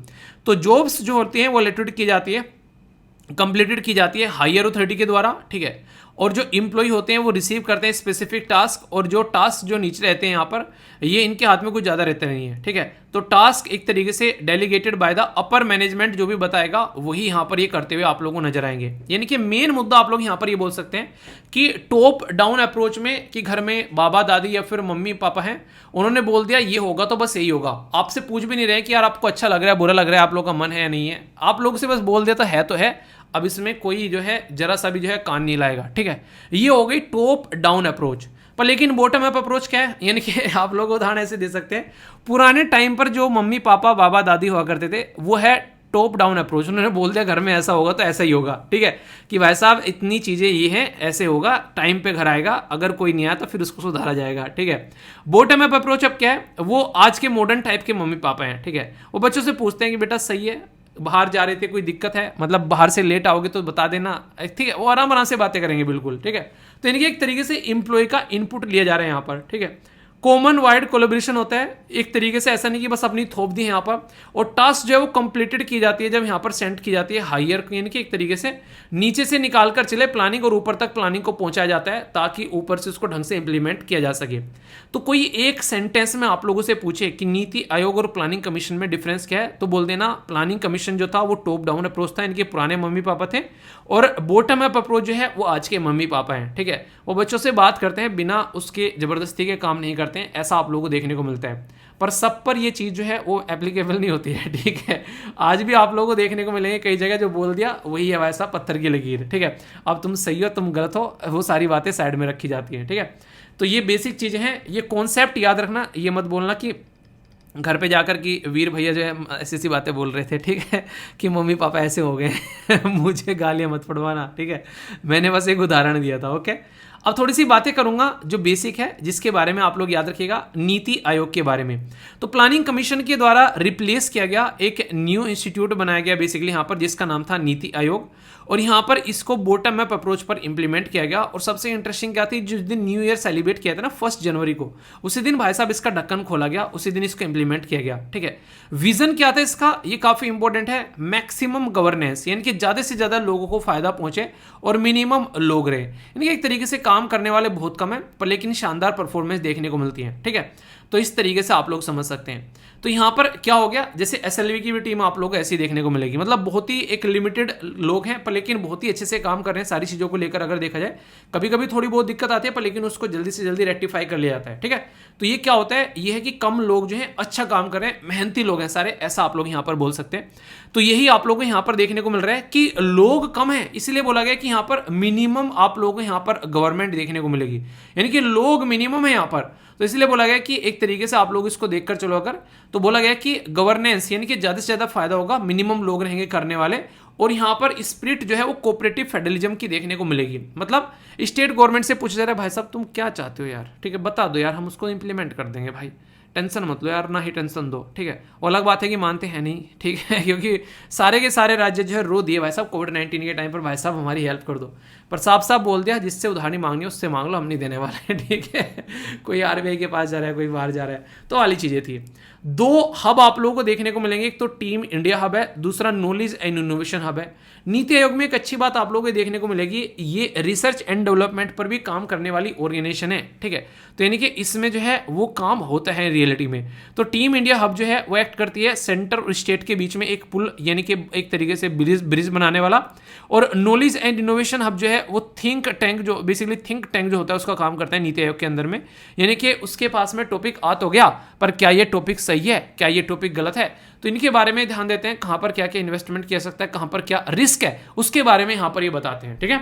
गवर्निंग काउंसिल जो होती है वो एक प्रीमियर बॉडी है यहाँ पर, जिसके बारे में बात करें, जो ट्रस्टेड डेवलपिंग एक जो premier body trusted with the developing a shared vision of national priority and the strategy, यानी कि पूरा फोकस है कि कैसे नेशन को ऊपर रखना है, ठीक है। स्टेट एंड यूनियन टेरिटरी है, एक तरीके से एक्टिव इन्वॉल्वमेंट उनका करने की कोशिश की जाती है, और एक डिस्कस करने का प्लेटफॉर्म है जिसमें इंटर सेक्टोरल और इंटर डिपार्टमेंटल और फेडरल इश्यूज के ऊपर में आप लोग बातें कर सकते हैं, ठीक है। इंटर सेक्टरल अलग अलग सेक्टर में अगर बात करें, एजुकेशन एक ऐसा एरिया है जिसमें कोई एक मिनिस्ट्री मिलकर काम ही नहीं कर सकती, जैसे गर्ल्स की एजुकेशन के बारे में बात करनी है, दिव्यांगन की एजुकेशन के बारे में बात करनी है, ठीक है, नॉर्मल इंसान की एजुकेशन के बारे में बात करनी है, तो कई सारी मिनिस्ट्री यहाँ पर लग जाएंगी। तो यहाँ पर एक तरीके से आप लोगों को मिलकर काम करना है, इंटर सेक्टोरल, इंटर डिपार्टमेंटल और फिर फेडरल इशू भी है, सेंटर और स्टेट को मिलकर काम करना है, वहाँ पे भी आप लोगों को यहाँ पर देखा जाता है, ठीक है। तो काफ़ी इंपॉर्टेंट है ये कुछ बेसिक चीज़ें थी जो कि आप लोगों को कम से कम याद होनी चाहिए जरूर। ये एक ऐसी स्लाइड है जो कि आप लोगों को बहुत ज़्यादा फायदा पहुंचाने वाली है, क्योंकि एक ही स्लाइड के अंदर में बहुत सारी चीज़ें डाल दी गई हैं, जैसे कि प्राइम मिनिस्टर गवर्निंग काउंसिल के बारे में, ठीक है। तो यहाँ पर ये कंसिस्ट करती है एक तरीके से इंडिया इज द, एक तरीके से जो इंडियन प्राइम मिनिस्टर आप लोगों को देखने को मिलेंगे एज ए चेयरपर्सन, ठीक है। एक तरीके से ऑफ द चीफ मिनिस्टर जो है ऑल द जो स्टेट और यूनियन टेरिटरी के, वो सारे आप लोगों को इसका पार्ट नजर आएंगे, ठीक है। इसी के साथ में रीजनल काउंसिल आप लोगों को देखने को मिलेगी सिर्फ 65 पे। स्पेशल इन्वाइट भी होते हैं, अलग अलग एरिया से अलग अलग स्पेशलिस्ट को इन्वाइट किया गया है। फुल टाइम मेंबर भी होते हैं, जैसे वाइस चेयरपर्सन होते हैं, प्राइम मिनिस्टर अपॉइंट करते हैं। कौन है आज के डेट में नीति आयोग के, जरूर बताना। इसी के साथ में फुल टाइम के साथ में part time member, ex officio member है, और चीफ एग्जीक्यूटिव ऑफिसर आप लोगों को देखने को मिलेंगे, ठीक है। तो यहाँ पर ये इसके अंदर में आप लोगों को कई सारे सिस्टम नजर आएंगे। ये स्लाइड काफी इंपॉर्टेंट है। इससे कंपोजिशन के बारे में बात की तो यहाँ पर चेयरपर्सन हो गई, गवर्निंग काउंसिल होगी, रीजनल काउंसिल होगी, मेंबर हो गए, ये सारे आप लोगों को यहाँ पर देखने को मिल जाएंगे। एक और इंपॉर्टेंट है यहाँ पर, ये है इसके पिलर बता दो यार। पिलर मतलब जिसके बेस पर ये टिकी हुई है। घर होता है ना, उसकी भी नींव होती है, उसके पिलर होते हैं। कोई भी बिल्डिंग में जाती है उसको पिलर होते हैं। तो यहाँ पर प्रो पीपल यानी कि लोगों के फायदे के बारे में सोचेंगे, ये एक पिलर है। प्रोएक्टिवली काम करेंगे, अगर कोई भी दिक्कत आ रही है पार्टिसिपेशन के थ्रू काम करेंगे। इंपावरिंग एक तरीके से बहुत ही इंपॉर्टेंट है यहाँ पर। इंक्लूजन फॉर ऑल यानी कि सबका साथ सबका विकास लेकर चलना है, अपने आगे अकेले अकेले नहीं भागना है, ठीक है। इक्वालिटी के बारे में बात करते हैं, भाई साहब सबको इक्वल समान एक दृष्टि से देखो, जैसे गांधी जी बोला करते थे। और ट्रांसपेरेंसी तो जरूरी है, करप्शन जितना ज़्यादा रहेगा उस सोसाइटी के अंदर में कुछ भी अच्छा आप लोग को नजर नहीं आएगा, ठीक है। तो ये नीति आयोग के पिलर हैं कि इनके ऊपर आप लोग काम करना है, तभी आप लोग जो है सुधरते हुए नजर आओगे। ये जो पर्टिकुलर स्लाइड है इसके ऊपर आप लोग स्टार लगा लेना। कई बार आप लोगों से क्वेश्चन पूछे आ चुके हैं और यहाँ पर क्रिटिसाइज भी किया जाता था कई बार प्लानिंग कमीशन को कि ये कैसी बॉडी है, इसको साइड में उठाकर रखो। तो प्राय लोग को अगर थोड़ा सा आप लोग पुराने समय से चीज़ों को देख रहे हैं तो प्राइम मिनिस्टर मोदी साहब जो हैं वो कई बार जो है प्लानिंग कमीशन की मीटिंग से उठकर खड़े चलकर मतलब उठकर चले जाते थे। रीज़न ही रहता था कि कई बार जो है वहाँ पर जो क्वेश्चन पूछे गए हैं उनका आंसर नहीं देने जा रहे, या फिर सप्लीमेंट्री क्वेश्चन नहीं पूछने दे रहे, बोलने में कमी कर देना। तो जयललिता जी भी मीटिंग को छोड़कर चली गई थी वहाँ से, एक बार ये भी आप लोगों ने देखा होगा। पर इंपॉर्टेंट क्या है यहाँ पर, अगर दोनों में डिफरेंस पूछ ले जाए तो यहाँ पर ये कट गया थोड़ा सा, पर लेकिन जब आप लोग पीपीटी डाउनलोड करेंगे तो कंप्लीट आप लोगों को देखने को मिल जाएगा, तो इसके लिए टेंशन मत लेने का, ठीक है। सबसे पहले तो ये एक एडवाइजरी थिंक टैंक है, जबकि इसको एक्स्ट्रा कॉन्स्टिट्यूशनल बॉडी की तरीके से देखा जा रहा था। यानी कि मतलब क्या हो गया, मतलब यहाँ पर ये हो गया कि ये फाइनेंस कमीशन की जो पावर है फंड एलोकेट करने की, वो भी अपने अंदर लिए बैठी थी। यानी कि फाइनेंस कमीशन भी इसके सामने बोना लगने लगा था। एक संवैधानिक बॉडी एक एग्जीक्यूटिव के सामने बोनी लग रही है तो गलत चीज़ तो हो ही रही है, कुछ ना कुछ ऐसा बोल सकते हैं। इसमें जो मेंबर हैं वो वाइडर एक्सपर्टीज़ के देखने को मिलेंगे, पर यहाँ पर ऐसा नहीं है, सरकारी काम चलता था सब कुछ। इसके बारे में बात करें तो ये स्पिरिट ऑफ कोऑपरेटिव फेडरलिज्म के बारे में बात करती है, तो ये काफ़ी इंपॉर्टेंट है, ठीक है। पर लेकिन यहाँ पर ऐसा नहीं है, इस दूसरी साइड में यहाँ पर इस तरह की चीज़ें आप लोगों को देखने को नहीं मिलेगी, ठीक है। सीईओ वगैरह जो होते हैं प्राइम मिनिस्टर अपॉइंट करते हैं, यहाँ पर एक प्रोसीजर होता है, उसके थ्रू अपॉइंट किया जाता है। बॉटम अप अप्रोच है, यहाँ पर टॉप टू डाउन अप्रोच है। यहाँ पर डज नॉट, ये काफ़ी एक तरीके से इंपॉर्टेंट है। यहाँ पर ये पॉलिसी जो होती है उसको इम्पोज नहीं करता है, जबकि प्लानिंग कमीशन जो था वो इम्पोज करता था कहीं ना कहीं कई जगह, ठीक है। ये पूछता है कि जरूरी है क्या यार, ये जूता तुम्हारे पाँव में फिट होता है क्या यार, पहन लो यार, होता है तो नहीं होता तो किसी और को दे देंगे यार ले जाकर, ठीक है। It does not have power to allocate fund which vested in the finance commission, ठीक है। यहाँ पर ऐसा था कि इसके अंदर में फंड भी जो है चीज़ें चलती रहती थी अपना आराम से, ठीक है। तो बहुत सारे ऐसे इश्यूज थे इसके साथ में जो कि आप लोग समझ सकते हैं, कोई भी कन्फ्यूजन नहीं होगा, ठीक है। ये क्वेश्चन तो जैसा आप लोगों से पहले भी डिस्कस किया था मैंने कि नीति आयोग जो है उसकी स्थापना की गई थी किसको रिप्लेस कर, तो याद रखिएगा, तो human right commission, finance commission, law commission, planning commission, तो याद क्या हो गया यहाँ पर, किसको रिप्लेस कर बनाया गया था, डी आंसर है, प्लानिंग कमीशन। और डी बड़ा फेवर रहा आपकी बार, ठीक है। डी के आप लोगों ने देखा होगा बड़ी फेवर जो थे क्वेश्चन के, उसके बारे में याद रखते हैं।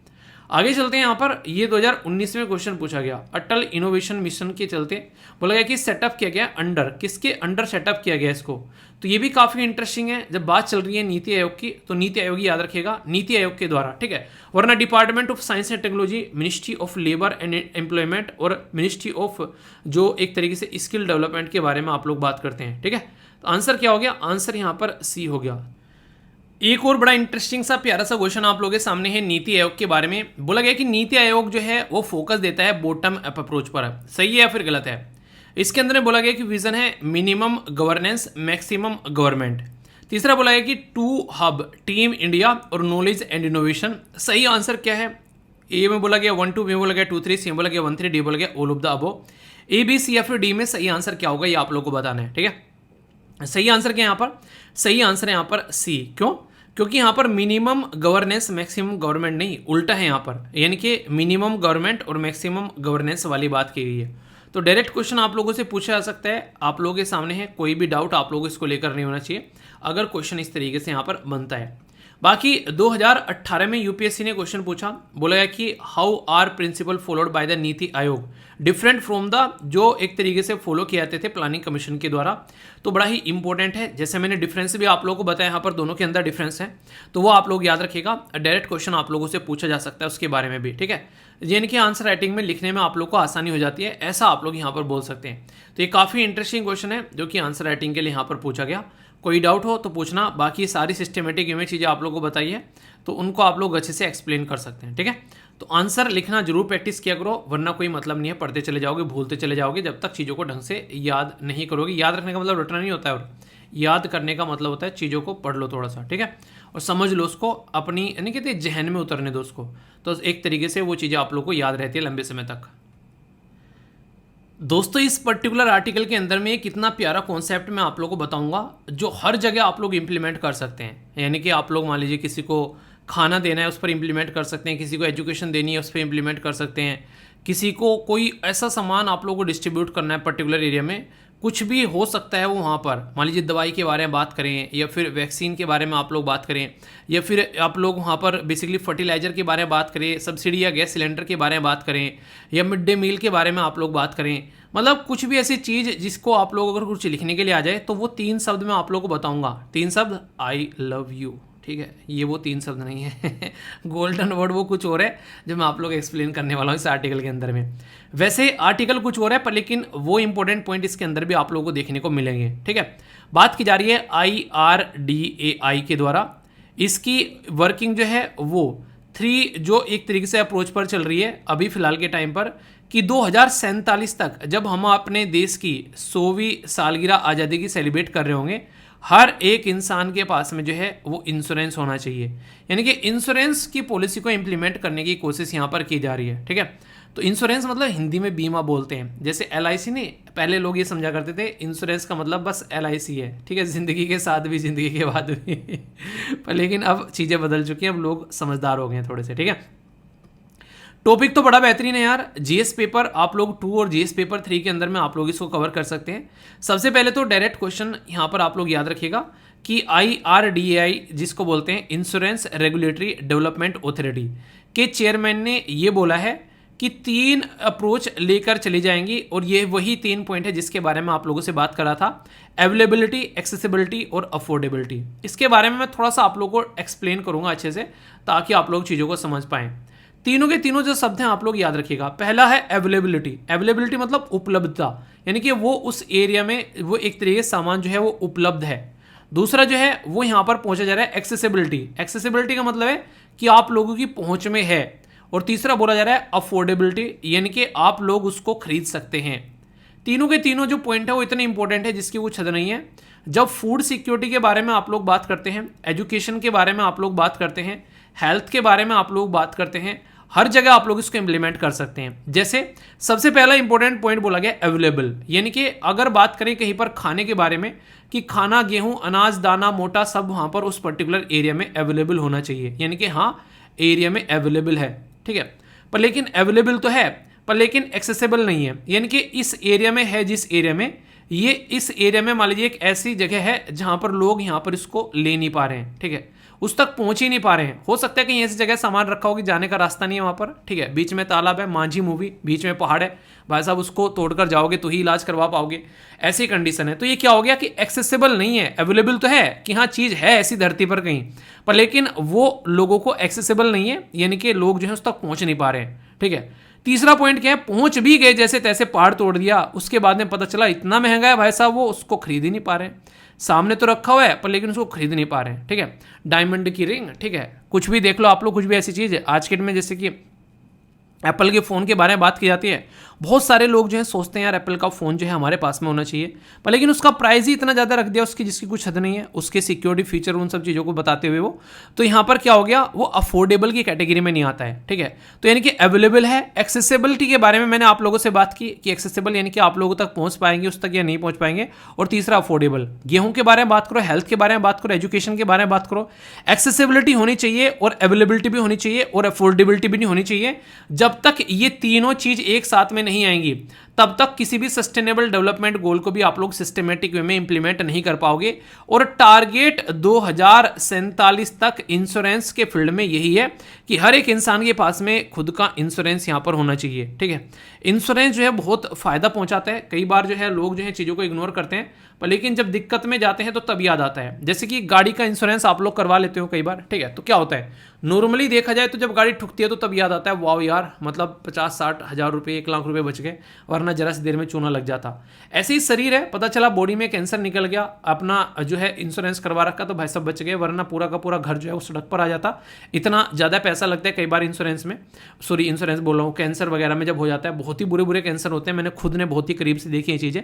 तो इसलिए जरूरी है हेल्थ इंश्योरेंस यहाँ पर करवाना। ठीक है, बात करें जैसे डिजास्टर आ गया कहीं पर, आप लोगों ने देखा होगा किसानों के लिए भी जो है रिसेंटली अभी इंश्योरेंस स्टार्ट किए गए, खेत जो है वो पूरा बहा कर ले गया। ठीक है, कई बार इंजरी हो गई यहाँ पर इंसान को, कई तरीके के रिस्क होते हैं। ठीक है, ट्रैवल से रिलेटेड भी आप लोगों ने देखा होगा, आज के डेट में तो टिकट वगैरह भी होते हैं, उसमें बोलते हैं कि 1 रुपया कटवाओगे क्या इंश्योरेंस का। ठीक है तो ये सब चीज़ें अगर बात करें तो जरूरी है यहाँ पर इंश्योरेंस, इसलिए यहाँ पर ताकि चीज़ों को थोड़ा सा सहन किया जा सके जब दिक्कत आती है, वरना कंगाली में आटे गिले वाली बात होती है कि ये तो दिक्कत थी और भी दिक्कत आ गई। तो इंश्योरेंस जो रेगुलेटरी डेवलपमेंट अथॉरिटी है उसके द्वारा कई स्टेप यहाँ पर ले गए, तो यहाँ पर इसके चलते अभी 10 से 12 महीने में उसने पूरा फोकस किया कि कैसे ज़्यादा से ज़्यादा लोगों तक जो है इंश्योरेंस कवर को पहुँचाया जाए, क्योंकि लोग जो है इसमें ज़्यादा इंटरेस्ट लेते नहीं हैं।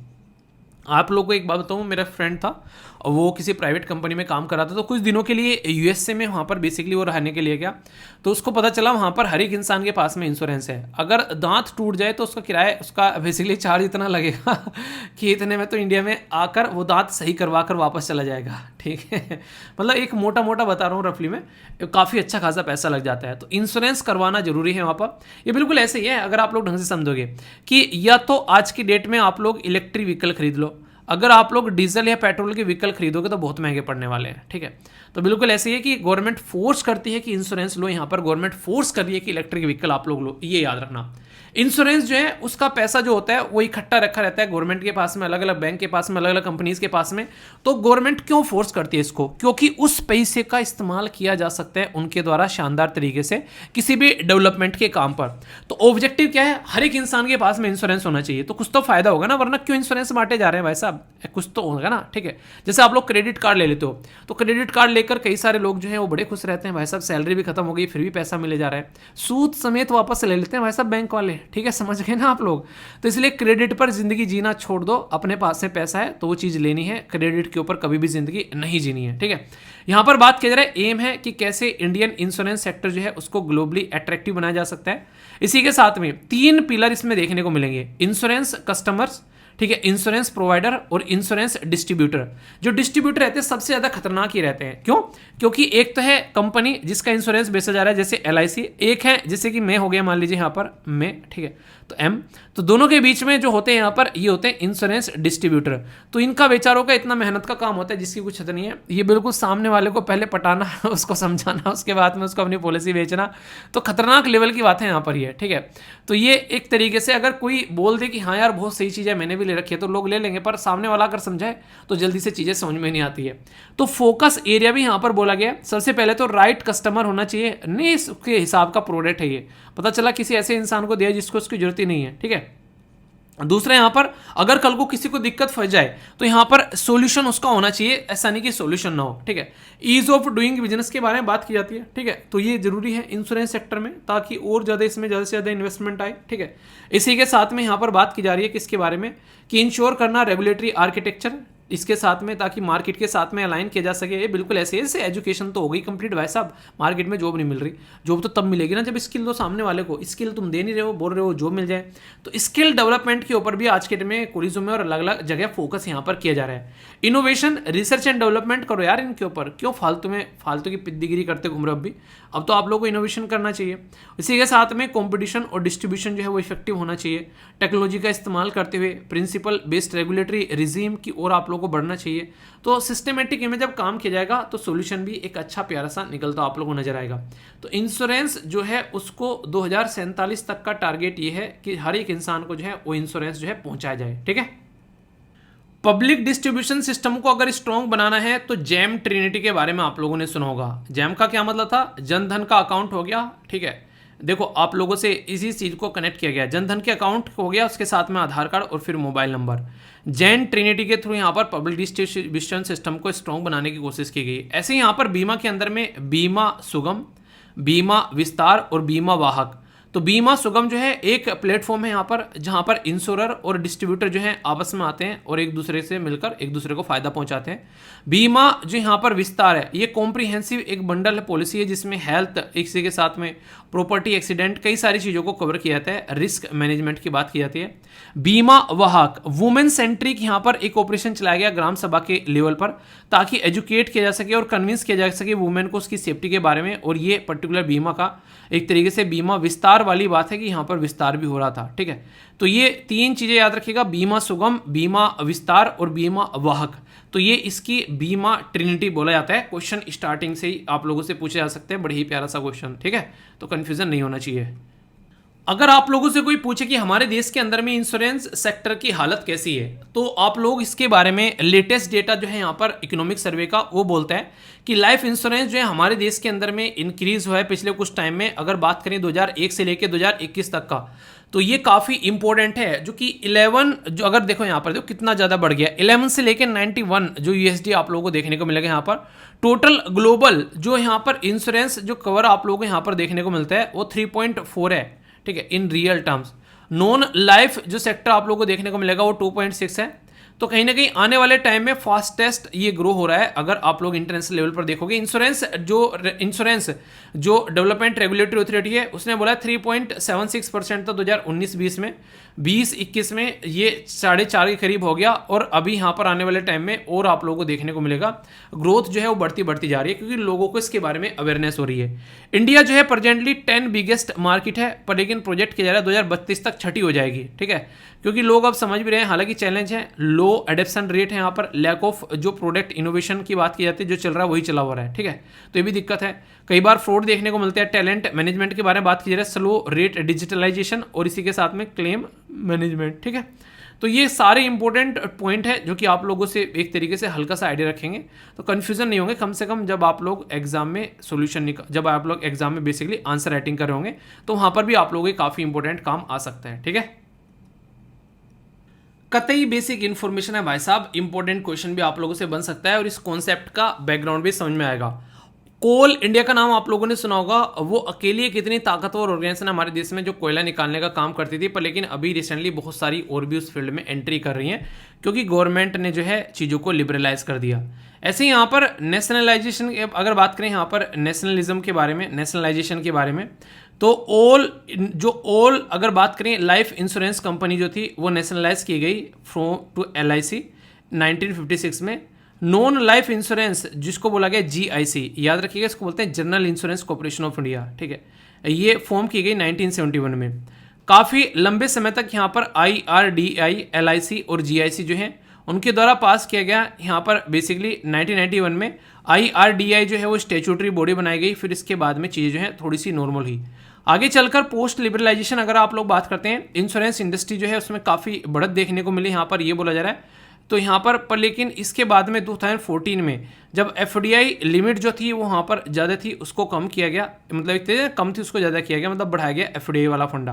तो यहाँ पर ये 26 से 49 कर दिया गया, ठीक है, ऐसे आप लोग समझ सकते हैं। अगर बात करें गवर्नमेंट के द्वारा 2015 में यहाँ पर इंट्रोड्यूस किया गया प्रधानमंत्री सुरक्षा बीमा योजना और प्रधानमंत्री जन जो यहाँ पर बेसिकली प्रधानमंत्री जीवन ज्योति बीमा योजना, ठीक है, और आयुष्मान भारत, ये अपने बजट के हिसाब से हमारे देश में लॉन्च किए गए। तो कई सारे ऑप्शन हमारे पास में हो जाते हैं, ठीक है। तो अभी आज की डेट में ये है, आने वाले टाइम में हो सकता है कि जहाँ पर ये चीज़ें टफ लग रही थी, कल को उसी जो है बेसिकली टेबल पर बैठकर आप लोग उन चीज़ों को एंजॉय करते हुए नजर आओ, ठीक है। तो एक तरीके से ये बड़ी ही बेसिक सी चीज़ है जो याद रख सकते हैं आप लोग। तो टारगेट तो समझ में आ गया। टारगेट क्या है कि बीमा का विस्तार करना है और यहाँ पर मोनोपोली खत्म करने की बात की गई थी। यहाँ पर 2 कंपनी की मोनोपोली करती थी, LIC और GIC की। जब से यहाँ पर रेगुलेटरी बॉडी बनकर सामने आई तो वो भी कहीं ना कहीं दिक्कत जो है कम हो गई। अगर रेगुलेटरी अथॉरिटी के बारे में आप लोगों को बात करें तो याद रखिएगा यहाँ पर एक इंपॉर्टेंट क्वेश्चन आप लोगों से पूछा जा सकता है और ये पूछा भी गया है, ठीक है। ये बॉडी बनाना किसके द्वारा रिकमेंड किया गया था, ठीक है, तो मल्होत्रा कमेटी 1999 बनाई जिसने बोला कि ऐसा कुछ होना चाहिए और IRDAI जो है उसको बनाने की बात की गई। Autonomous and statutory body IRD act लाया गया 1999 में और यहाँ पर एक स्टैट्यूटरी बॉडी का मतलब होता है कि इस कानून के थ्रू यहाँ पर इसको बनाया गया, ठीक है। ऑब्जेक्टिव तो ये है कि कैसे यहाँ पर लोगों को बेसिकली इंश्योरेंस बेचना है और ताकि उनकी लाइफ जो है उसको आसान बनाया जा सके। मिनिस्ट्री फाइनेंस है, कई बार सोचेंगे लोग जो है कोई और मिनिस्ट्री सोच सकते हैं, ठीक है। IRDAI जो है वो 10 मेंबर बॉडी है जिसमें चेयरमैन और आप लोगों को 5 फुल टाइम मेंबर आप लोग यहाँ पर नजर आएंगे। तो ये बेसिक चीज़ें हैं। इंश्योरेंस एक्ट 1938 का फिर बाद में यहाँ पर इसको चेंज किया गया और इंश्योरेंस एक्ट 1999 का यहाँ पर बनाया गया, ठीक है। तो जो भी बेसिक चीज़ें हैं वो आप लोगों को यहाँ पर बता दी और यहाँ से क्वेश्चन बनता है, ये अभी आप लोगों को मैं दिखा भी दूंगा, ठीक है। सबसे पहले आसान सा क्वेश्चन, कौन सी कमेटी है जिसके द्वारा रिकमेंड किया गया यहाँ पर IRDAI, ठीक है। तो यहाँ पर ये याद रखिएगा, आप लोगों से क्वेश्चन पूछा सकते हैं। यहाँ पर पहला यहाँ पर ये बात की जा रही है PN मेहरोत्रा, ठीक है, PN मेहरोत्रा कमेटी हो गई। नेक्स्ट है गडगिल कमेटी, यहाँ पर बात की जा रही है मल्होत्रा कमेटी और यहाँ पर आप लोगों को राजमन्नार समिति या फिर कमेटी आप लोग बोल सकते हैं, ठीक है। तो आंसर क्या हो गया, आंसर अभी आप लोग को बताएं, यहाँ पर कोई कंफ्यूजन नहीं होना चाहिए। तो मल्होत्रा भाई साहब जो हैं उनकी वजह से यहाँ पर चीज़ें जो हैं वो आप लोगों को यहाँ पर सुधरती हुई नजर आई, ठीक है।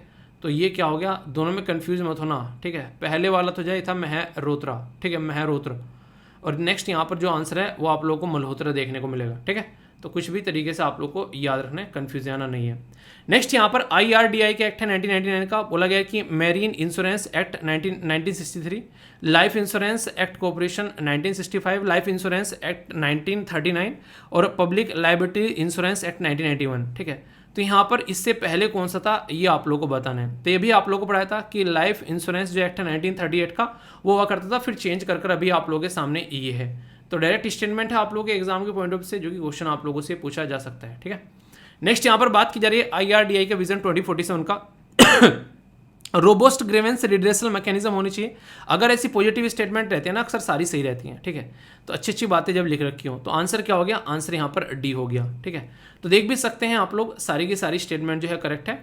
बाकी एक क्वेश्चन आंसर राइटिंग के लिए अगर आप लोगों को दिया जाए तो बताइएगा आंसर लिखकर।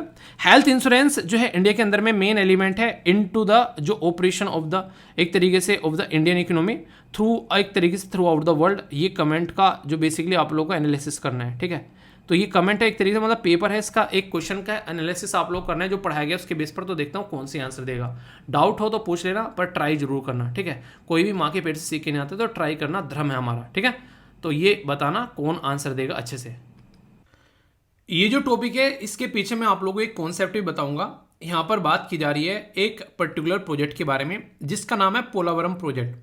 और पोलावरम प्रोजेक्ट आज से नहीं, जब आंध्र प्रदेश और तेलंगाना को अलग करने की बात की गई थी तब से दोस्तों ये न्यूज़ में आप लोगों को देखने को मिलेगा। सबसे पहले एक शब्द यहाँ पर लिखा हुआ है जिसको मैंने थोड़ा सा यहाँ पर एक तरीके से हाईलाइट किया है, multipurpose project, multipurpose irrigation project. जब शब्द हम लोग यूज़ करते हैं ना कि ये मल्टीपर्पज प्रोजेक्ट है, तो इसका मतलब क्या होता है। आप लोग खुद देखो, जब मैं बोलूँ कि आप लोग ये जो वीडियो है ये मल्टीपर्पज वीडियो है, करंट अफेयर आप लोग कवर कर रही है, आप लोगों को अवेयर कर रही है, आप लोगों को जब चीज़ों का पता होता है तो आप लोगों के अंदर कॉन्फिडेंस आता है, एग्जाम क्लियर होता है, टाइम पर उठ पा रहे हैं आप लोग, शेड्यूल आप लोग बना पा रहे हैं, तो बहुत सारी चीज़ों में आप लोगों का फायदा पहुंचा रही है। तो मल्टीपर्पज वीडियो हो गई है। ऐसे यहाँ पर क्या हो गया, इरिगेशन सिंचाई में फायदा पहुंचा रहा है, बिजली बनाने में फायदा पहुंचा रहा है, वाटर सप्लाई हो पा रही है, लोगों को पीने का पानी मिल पा रहा है, इंडस्ट्री में पानी पहुंच पा रहा है, फ्लड यानी कि बाढ़ अगर कल को आए तो यहाँ पर ये बांध में बेसिकली उसको कंट्रोल कर लेते हैं। तो ये उस पर्टिकुलर पर्पज के लिए भी यहाँ पर इसका इस्तेमाल होता हो आप लोगों को नजर आ रहा है। नेविगेशन यानी कि कई बार यहाँ पर जो बांध है उनका इस्तेमाल किया जाता है कि नेविगेशन यानी कि आप लोगों को पानी को एक तरीके से पानी के अंदर में जो जहाज चलाए जाते हैं सामान को एक जगह से दूसरी जगह पर ले जाने के लिए, मछली पालन के लिए भी कई बार इसका इस्तेमाल होता हुआ नजर आता है। तो इसीलिए इनको मल्टीपर्पज प्रोजेक्ट हम लोग बोल देते हैं। सिंचाई से लेके इंडस्ट्री से लेके पीने से लेके सब तरह का यहाँ पर इस्तेमाल होता हुआ नजर आता है। तो वही कहते हैं कि एक पंथ दो काज, तो यहाँ पर एक पंथ से कई सारे काज यानी कि बहुत सारे काम एक साथ हो जाते हैं। तो ministry of state for the statics and programme implementation के द्वारा यहाँ पर बताया गया कि पोलावरम इरिगेशन प्रोजेक्ट आंध्र प्रदेश के अंदर में उसकी कॉस्ट 45,000 करोड़ के करीब यहाँ पर बोली जा रही है, 45,397 करोड़, ठीक है। इंपॉर्टेंट चीज ये पूछेंगे क्या, देखो इसके तो चांस बहुत कम है, बैंकिंग वगैरह में ऐसा डेटा पूछ लेते हैं, पर लेकिन अगर नॉर्मली यूपीएससी में क्वेश्चन पूछेंगे तो वो आप लोगों से डायरेक्ट पूछेंगे किस पर्टिकुलर रिवर के ऊपर है ये प्रोजेक्ट। तो ये गोदावरी रिवर के ऊपर है, इल्लूरू डिस्ट्रिक्ट और ईस्ट गोदावरी डिस्ट्रिक्ट जो आंध्र प्रदेश के हैं वहां पर ये प्रोजेक्ट नजर आएगा। और ये इसलिए भी इंपॉर्टेंट है क्योंकि इसको नेशनल प्रोजेक्ट का दर्जा दे दिया गया है, यानी कि स्टेट के अंदर में रहती है तो चीज़ सही है। अब ये किसी भी गेम एग्जाम में पूछा सकता है क्योंकि नेशनल लेवल की चीज़ें यहाँ पर हो गई हैं। 960 megawatt hydro drinking water supply यहाँ पर बात की जा रही है, लगभग 28 लाख लोगों को, 611 गांव के लोगों को यहाँ पर ये प्रोवाइड कराएगा। गोदावरी कृष्णा जो लिंक है उसके तहत यहाँ पर ये प्रोजेक्ट जो है हेल्प करेगा। इसी के साथ में यहाँ पर गोदावरी कृष्णा में आप लोग याद रखेगा 80 टीएमसी जो सरप्लस पानी है जो यहाँ पर गोदावरी रिवर का, वो कृष्णा रिवर में यहाँ पर सेंड किया जाता है, जिसकी वजह से आंध्र प्रदेश, कर्नाटका और महाराष्ट्र के लोगों को बहुत ज़्यादा फायदा पहुँचता है। तो इसकी वजह से भी ये कई बार न्यूज़ में आप लोगों को देखने को मिलता है। तो इसके बारे में आप लोग याद रखिएगा। क्वेश्चन अगर आप लोगों से पूछ रहे हैं पर्टिकुलर प्रोजेक्ट के बारे में तो एग्जैक्ट लोकेशन भी आप लोगों के सामने है पोलावरम प्रोजेक्ट के बारे में। तो इससे रिलेटेड पोलावरम कैनाल भी है जो यहाँ पर गोदावरी से कृष्णा के अंदर में यहाँ पर पानी जो है वो ट्रांसफर करने की बात कर रही है, ठीक है। तो ये कुछ बेसिक चीज़ें आप लोगों को जब पता रहेगा तो क्वेश्चन बनेगा अगर यहाँ से, तो आप लोगों के माइंड में कन्फ्यूजन नहीं आएगा। तो बेसिक चीज़ें जरूर याद रखा करो, ठीक है। अभी हमारे देश के अंदर में कई सारे एरिया में कई सारे टनल बनाए जा रहे हैं। टनल क्या होता है, ये गुफा होती है, इसमें से गाड़ियाँ निकलती हैं, कई बार ट्रेन निकलती हैं। तो टनल किस चीज़ के लिए बनाया गया है उसके ऊपर डिपेंड करता है।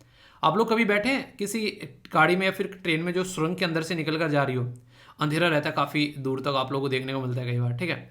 कई बार उसके अंदर डर भी लगता है कि चाहे यार ये क्या है, जब पहली बार बैठता है इंसान। तो ये काफ़ी इंपॉर्टेंट एक तरीके से एक हमारा इंफ्रास्ट्रक्चर का पार्ट होता है जब हम लोग कनेक्टिविटी बनाने के बारे में बात करते हैं और उन एरिया में कनेक्टिविटी बनाने के बारे में बात करते हैं जो एरिया ऑलरेडी किसी न किसी रीजन की वजह से, मौसम की वजह से कट जाते हैं। जैसे मैं आप लोगों को बात करूं, इस चीज़ को आप लोग समझ ही पाओगे। जम्मू एंड कश्मीर एक ऐसा एरिया है हमारे देश का जहां पर काफ़ी लार्ज स्केल पर बर्फबारी आप लोगों को देखने को मिलती है। तो जब जब बर्फबारी होती है तब तब हमारे देश का वो एरिया जो है मेन एरिया से कट हो जाता है। तो जरूरी है उसको कनेक्ट करने के लिए तो इस तरीके के टनल बनाए जाते हैं। एक ऐसा ही टनल है जो कि आप लोगों के सामने है, इसके बारे में हम लोग बात करेंगे। कंफ्यूजन नहीं होगा अगर थोड़ा समझोगे तो इसको जेड मोर टनल के नाम से जाना जाता है, ठीक है। तो जेड मोर टनल का नाम याद रखिएगा। और बात करेंगे जम्मू एंड कश्मीर वाले एरिया के बारे में। जो मैप में आप लोग यहाँ पर देख पा रहे हैं तो ये है यहाँ पर जेड मोर टनल, ठीक है। तो इसके बारे में यहाँ पर बात की जा रही है। ये काफ़ी शानदार तरीके से कनेक्टिविटी प्रोवाइड कराएगा जम्मू एंड कश्मीर वाले रीजन में, क्योंकि ये कई बार एरिया जो है वो कट जाया करता था। अभी जो मैं आप लोगों से बात कर रहा हूँ यहाँ पर, ये इसके बारे में इंफॉर्मेशन दी गई है ministry of road transport and highway के द्वारा कि हम लोग ऐसा कुछ करने जा रहे हैं कि ये जो टनल है यहाँ पर इसको इनोग्रेट किया जा रहा है जल्दी।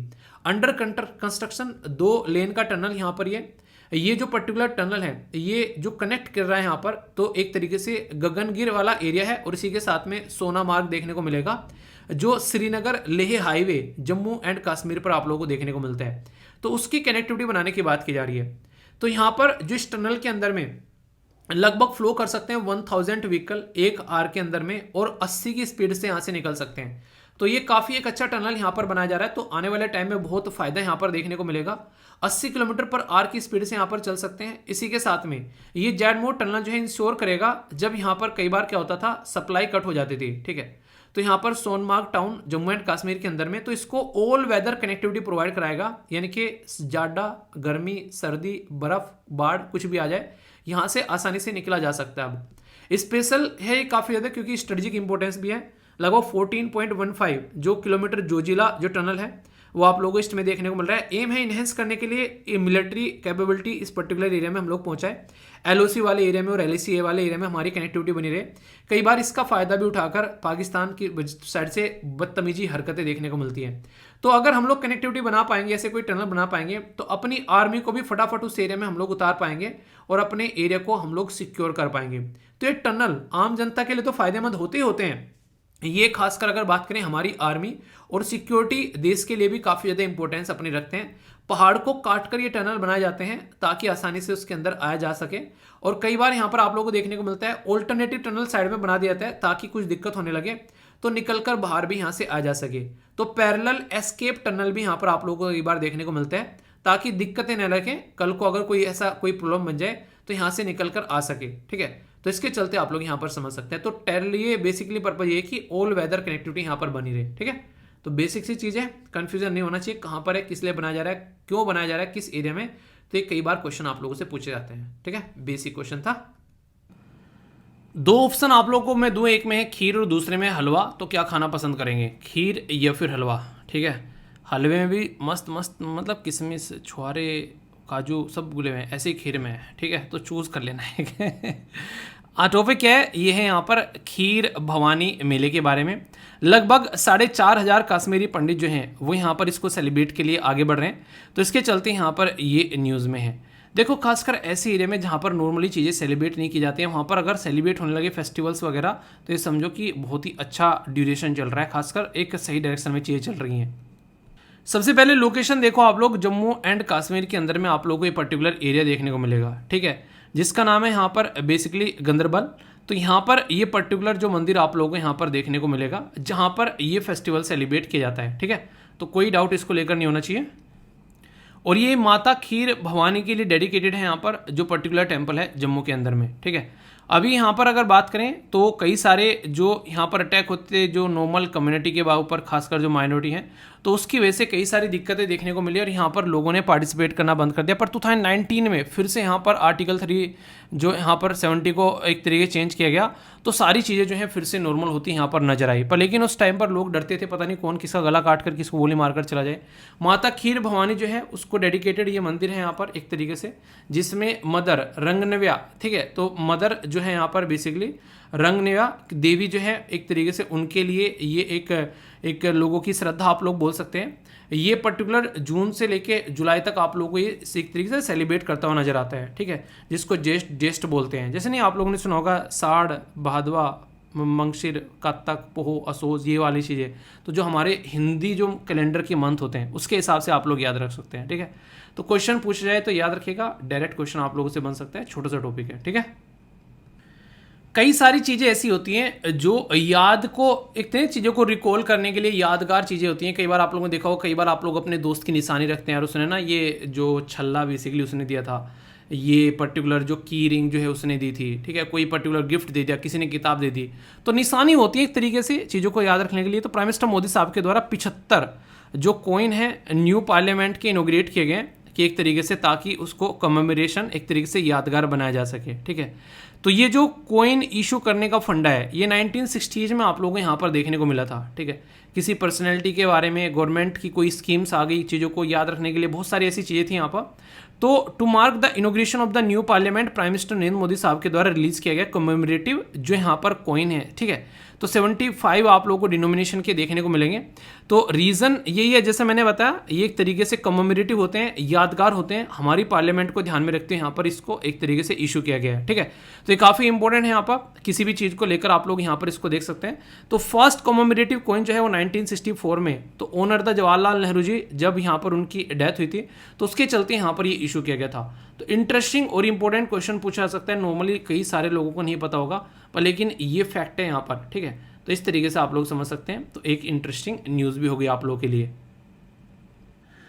दोस्तों, देश के अंदर में नई पार्लियामेंट का उद्घाटन किया गया, उसके अपोजिट में आप लोगों को देखने को मिलेगा हमारे देश के जो रेसलर हैं वो प्रोटेस्ट कर रहे थे। तो ये एक बहुत ही एक ऐसी दुर्घटना देखने को मिली सामने यहाँ पर, जिसमें यहाँ पर जब प्रोटेस्टर जो हैं वो पार्लियामेंट की ओर बढ़े तो पुलिस जो है उनको इस तरीके से ट्रीटमेंट यहाँ पर दे रही थी, ठीक है।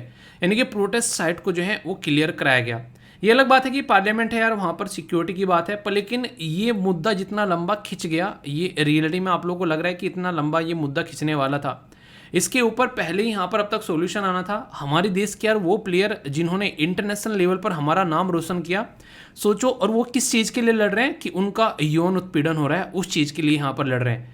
तो ये यार एक ऐसी न्यूज़ लग रही है आज के डेट में जो अंदर तक रुलाने वाली न्यूज़ है। यहाँ पर कितनी मेहनत कर कर कोई प्लेयर जो है वो इंटरनेशनल पटल पर जाकर अपनी एक तरीके से देश को रिप्रेजेंट करता है, अपने तिरंगे को लहराता है, और उसके बाद में फिर ऐसी चीज़ यहाँ पर देखने को मिलती है। तो ये तो टू मच वाली बात होगी यार। ऐसा भी नहीं कि ये बोल रहे हैं कि मतलब एक तरीके से ना हमको मतलब डायरेक्ट आप लोग गोल्ड मेडल दो, मतलब कुछ ऐसी चीज़ मांग रहे हैं जो कि अपनी इज्जत मांग रहे हैं कि यार हम लोग के साथ में ट्रीटमेंट हो रहा है उसको रोक दो। मतलब उसके लिए इतना सारा कुछ, मतलब मुझे तो यार पर्सनली बड़ी एक अजीब सी चीज़ लग रही है जब इसके बारे में मैं देख रहा हूँ। अंदर तक लग रहा है कि मैंने कहा यार ऐसा कैसे, ठीक है। मतलब कुछ माना ही नहीं जा रहा है, सड़कों पर पड़े हुए हैं मतलब गोल्ड मेडल जीतने वाले लोग, ठीक है। तो देखो यार क्या किया जाए, मतलब नेक्स्ट लेवल की चीज़ हो रही है। बाकी यहाँ पर ये आप लोगों को पता है, इनके बारे में पहले भी डिस्कस किए थे। यहाँ पर नाम है, यहाँ पर नाम है इनके यहाँ पर रेसिप तैयपी इरोडगन बोलते हैं नॉर्मली यहाँ पर, ठीक है। तो ये किसके आज की डेट में प्रेसिडेंट है, ये है तुर्की के। तुर्की नहीं है बेसिकली, इसको तुर्की बोला जाता था क्योंकि तुर्की जो था वो एक चिड़िया का नाम था जिसको उसको मार कर उसका मांस वास खाते थे। तो इन्होंने बोला कि हमारे देश का नाम तुर्की होगा, तो इन्होंने अपने देश का नाम तुर्की कर लिया। तो यहाँ पर 99% जो है यहाँ पर बेसिकली जब एक तरीके से इलेक्शन वगैरह एक वोट वगैरह डले तो 52% ये जीत कर आया, अपोजिशन जो है 48% आया, तो फिर से ये प्रेसिडेंट यहाँ पर बन गए। तो इंडिया के लिए हालांकि अच्छा इंसान नहीं है, अगर देखोगे हमेशा हमारे अपोजिट में बोलता रहता है, ठीक है। तो हमको तो पसंद नहीं है, बाकी आप लोग बताइए। ये ऐसी चीज़ है जो मैं अभी आप लोगों को पढ़ाऊंगा, ये मैं ऑलरेडी पढ़ा चुका था, पर लेकिन जब मैंने देखा पता नहीं क्या हुआ, बीच में आवाज़ नहीं थी, तो फिर से इसको डिस्कस करूंगा, अच्छे से थोड़ा सुन लीजिएगा, ठीक है। मुझे लगा पूरी वीडियो के अंदर ना आवाज़ गायब हो जाए यार, मैंने कहा सारी मेहनत पर पानी फिर जाएगा। खैर ये थोड़ी सी, इसको फिर से करते हैं। Food safety and standard authority of India एक स्टैट्यूटरी बॉडी है हमारे देश के अंदर में। ये जो food safety and standard authority of India है, इसके द्वारा अभी क्या बोला गया है, इसके द्वारा ये बोला गया है कि हमारे देश के अंदर में जो मिल्क है और मिल्क के प्रोडक्ट हैं, जैसे आप लोगों ने देखा होगा दूध, घी, दही, आइसक्रीम वगैरह जो आप लोग खाते हैं आज के डेट में, वो सारी जो बनती है यहाँ पर, तो इसने बोला है कि उसको ढंग से नेशनल लेवल पर सर्विलांस किया जाएगा। आप लोगों ने किस किस ने मूवी देखी है बी-शकल, बताना जरूर, जिसने नहीं देखी है देखना और अपने घर वालों को भी दिखाना। आप लोगों का बाहर खाना बंद ना कर दिया उन्होंने तो बताना ये मूवी देखने के बाद में किस किस ने देखी है बताना। Food safety and standard authority of India के द्वारा 2006 में बेसिकली जब ये बेसिकली एक स्टैट्यूट एक एक्ट लेकर आया गया, तो ये food safety and standard authority of India body बनाएगी ताकि हेल्थ और इन चीज़ों पर ध्यान रखी जा सके। दिल्ली देहरादून वंदे भारत एक्सप्रेस के बारे में बात की जा रही है, याद रखिएगा प्राइम मिनिस्टर मोदी साहब के द्वारा यहाँ पर इसको इनोग्रेट किया गया। इंडिया नेवी और इसरो के द्वारा मिलकर यहाँ पर गगनयान के जो क्रू मॉड्यूल है उसको ट्रेन किया जा रहा है ताकि चीज़ों को अच्छे से लेकर चला जा सके। 75th जो यहाँ पर एनिवर्सरी जो बेसिकली हमारे देश की सेलिब्रेट की जा रही है, ठीक है, आप लोगों ने देखा अभी, तो उसके चलते पार्लियामेंट को इनोग्रेट किया गया। तो 75 रुपये के कॉइन को यहाँ पर एक तरीके से कोमोमरेटिव तौर पर, यादगार के तौर पर रखा गया, ठीक है, यानी कि नया 75 रुपये का कॉइन। प्राइम मिनिस्टर यहाँ पर बात की जा रही है यूनियन मिनिस्टर मनसुख मांडविया साहब, उनके द्वारा इनोग्रेट किया गया international conference on the India, और इस इंडिया फर्मा और इसी के साथ में इंडिया मेडिकल डिवाइस, ठीक है।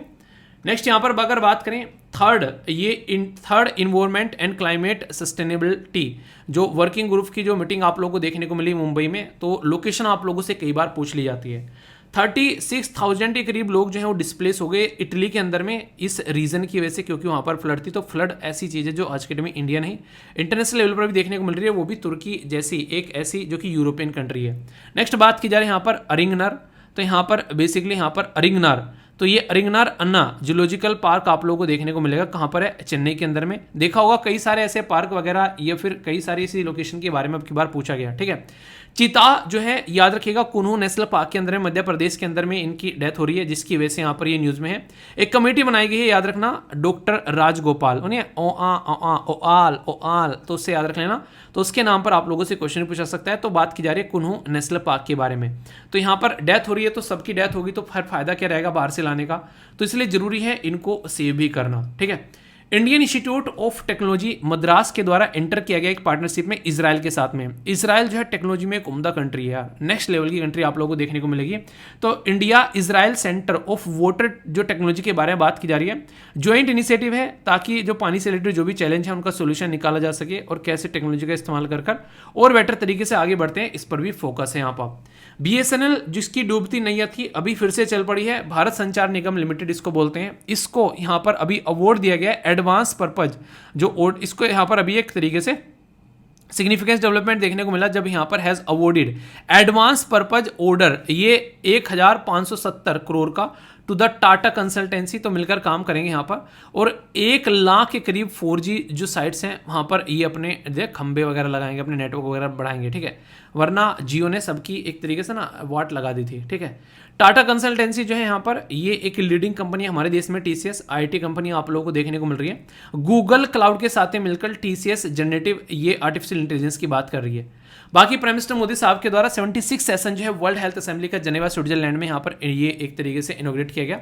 याद रखिएगा 75वीं सालगिरह यहाँ पर सेलिब्रेशन की बात चल रही है वर्ल्ड हेल्थ ऑर्गेनाइजेशन की भी, और 100वें साल में बोला जा रहा है कि सब तक चीज़ें जो हैं वो पहुँचाने की कोशिश की जाएगी। तो एक पॉजिटिव चीज़ आप लोग बोल सकते हैं।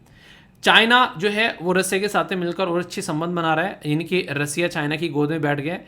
इससे जो है काफ़ी सारी प्रॉब्लम आने वाले टाइम में देखने को मिल सकती है। बुल्गेरियन राइटर का नाम आप लोगों को बताना है जिनके द्वारा जीता गया यहाँ पर international Booker prize for darkly comic, जो मेमोरी जो यहाँ पर एक तरीके से मेमोरी नोवेल है, क्योंकि आप लोगों से पर्सनैलिटी में ऑलरेडी डिस्कस कर चुका हूँ, तो बताना जरूर। इंडिया को ऑफर किया जा रहा है strong support India permanent membership UN के अंदर में, पर लेकिन सपोर्ट कोई देता रहे, जब तक कि यूएन के 5 मेंबर नहीं मानेंगे तब तक नहीं मिलने वाली है। और इंडिया सबसे ज़्यादा पॉपुलस कंट्री है, तो इसलिए इंडिया को अच्छा सपोर्ट मिल भी जाता है, ठीक है। नेक्स्ट यहाँ पर बात की जा रही है इंडिया और ऑस्ट्रेलिया मिलकर काम कर रहे हैं, खासकर ग्रीन हाइड्रोजन से क्वेश्चन बना था, किस किस को याद है, डायरेक्ट टॉपिक आप लोगों का डिस्कस किया गया था, ठीक है। तो इस तरीके से आप लोग समझ सकते हैं, कंफ्यूजन नहीं होना चाहिए।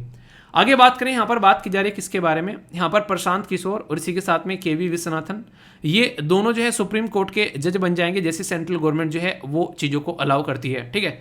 तो ये डायरेक्ट क्वेश्चन भी आप लोगों से पूछा जा सकता है। सुप्रीम कोर्ट में टोटल स्ट्रेंथ कितनी होती है बताइए जरा, देखता हूँ किस किस को याद है, छोटा सा क्वेश्चन है, बड़ी पिद्दी सा तो यहाँ पर क्वेश्चन आप लोगों से पूछा जा सकता है, तो कन्फ्यूजन नहीं होना चाहिए। नेक्स्ट यहाँ पर बात की जा रही है, ये बेसिकली एक और इम्पोर्टेंट पर्सनैलिटी के बारे में, जिनका नाम है यहाँ पर नामदेव साड़गांवकर, यानी कि आप लोगों ने मूवी देखी है दृश्यम, किस किस ने देखी है, तो वो यही नाम रहता है।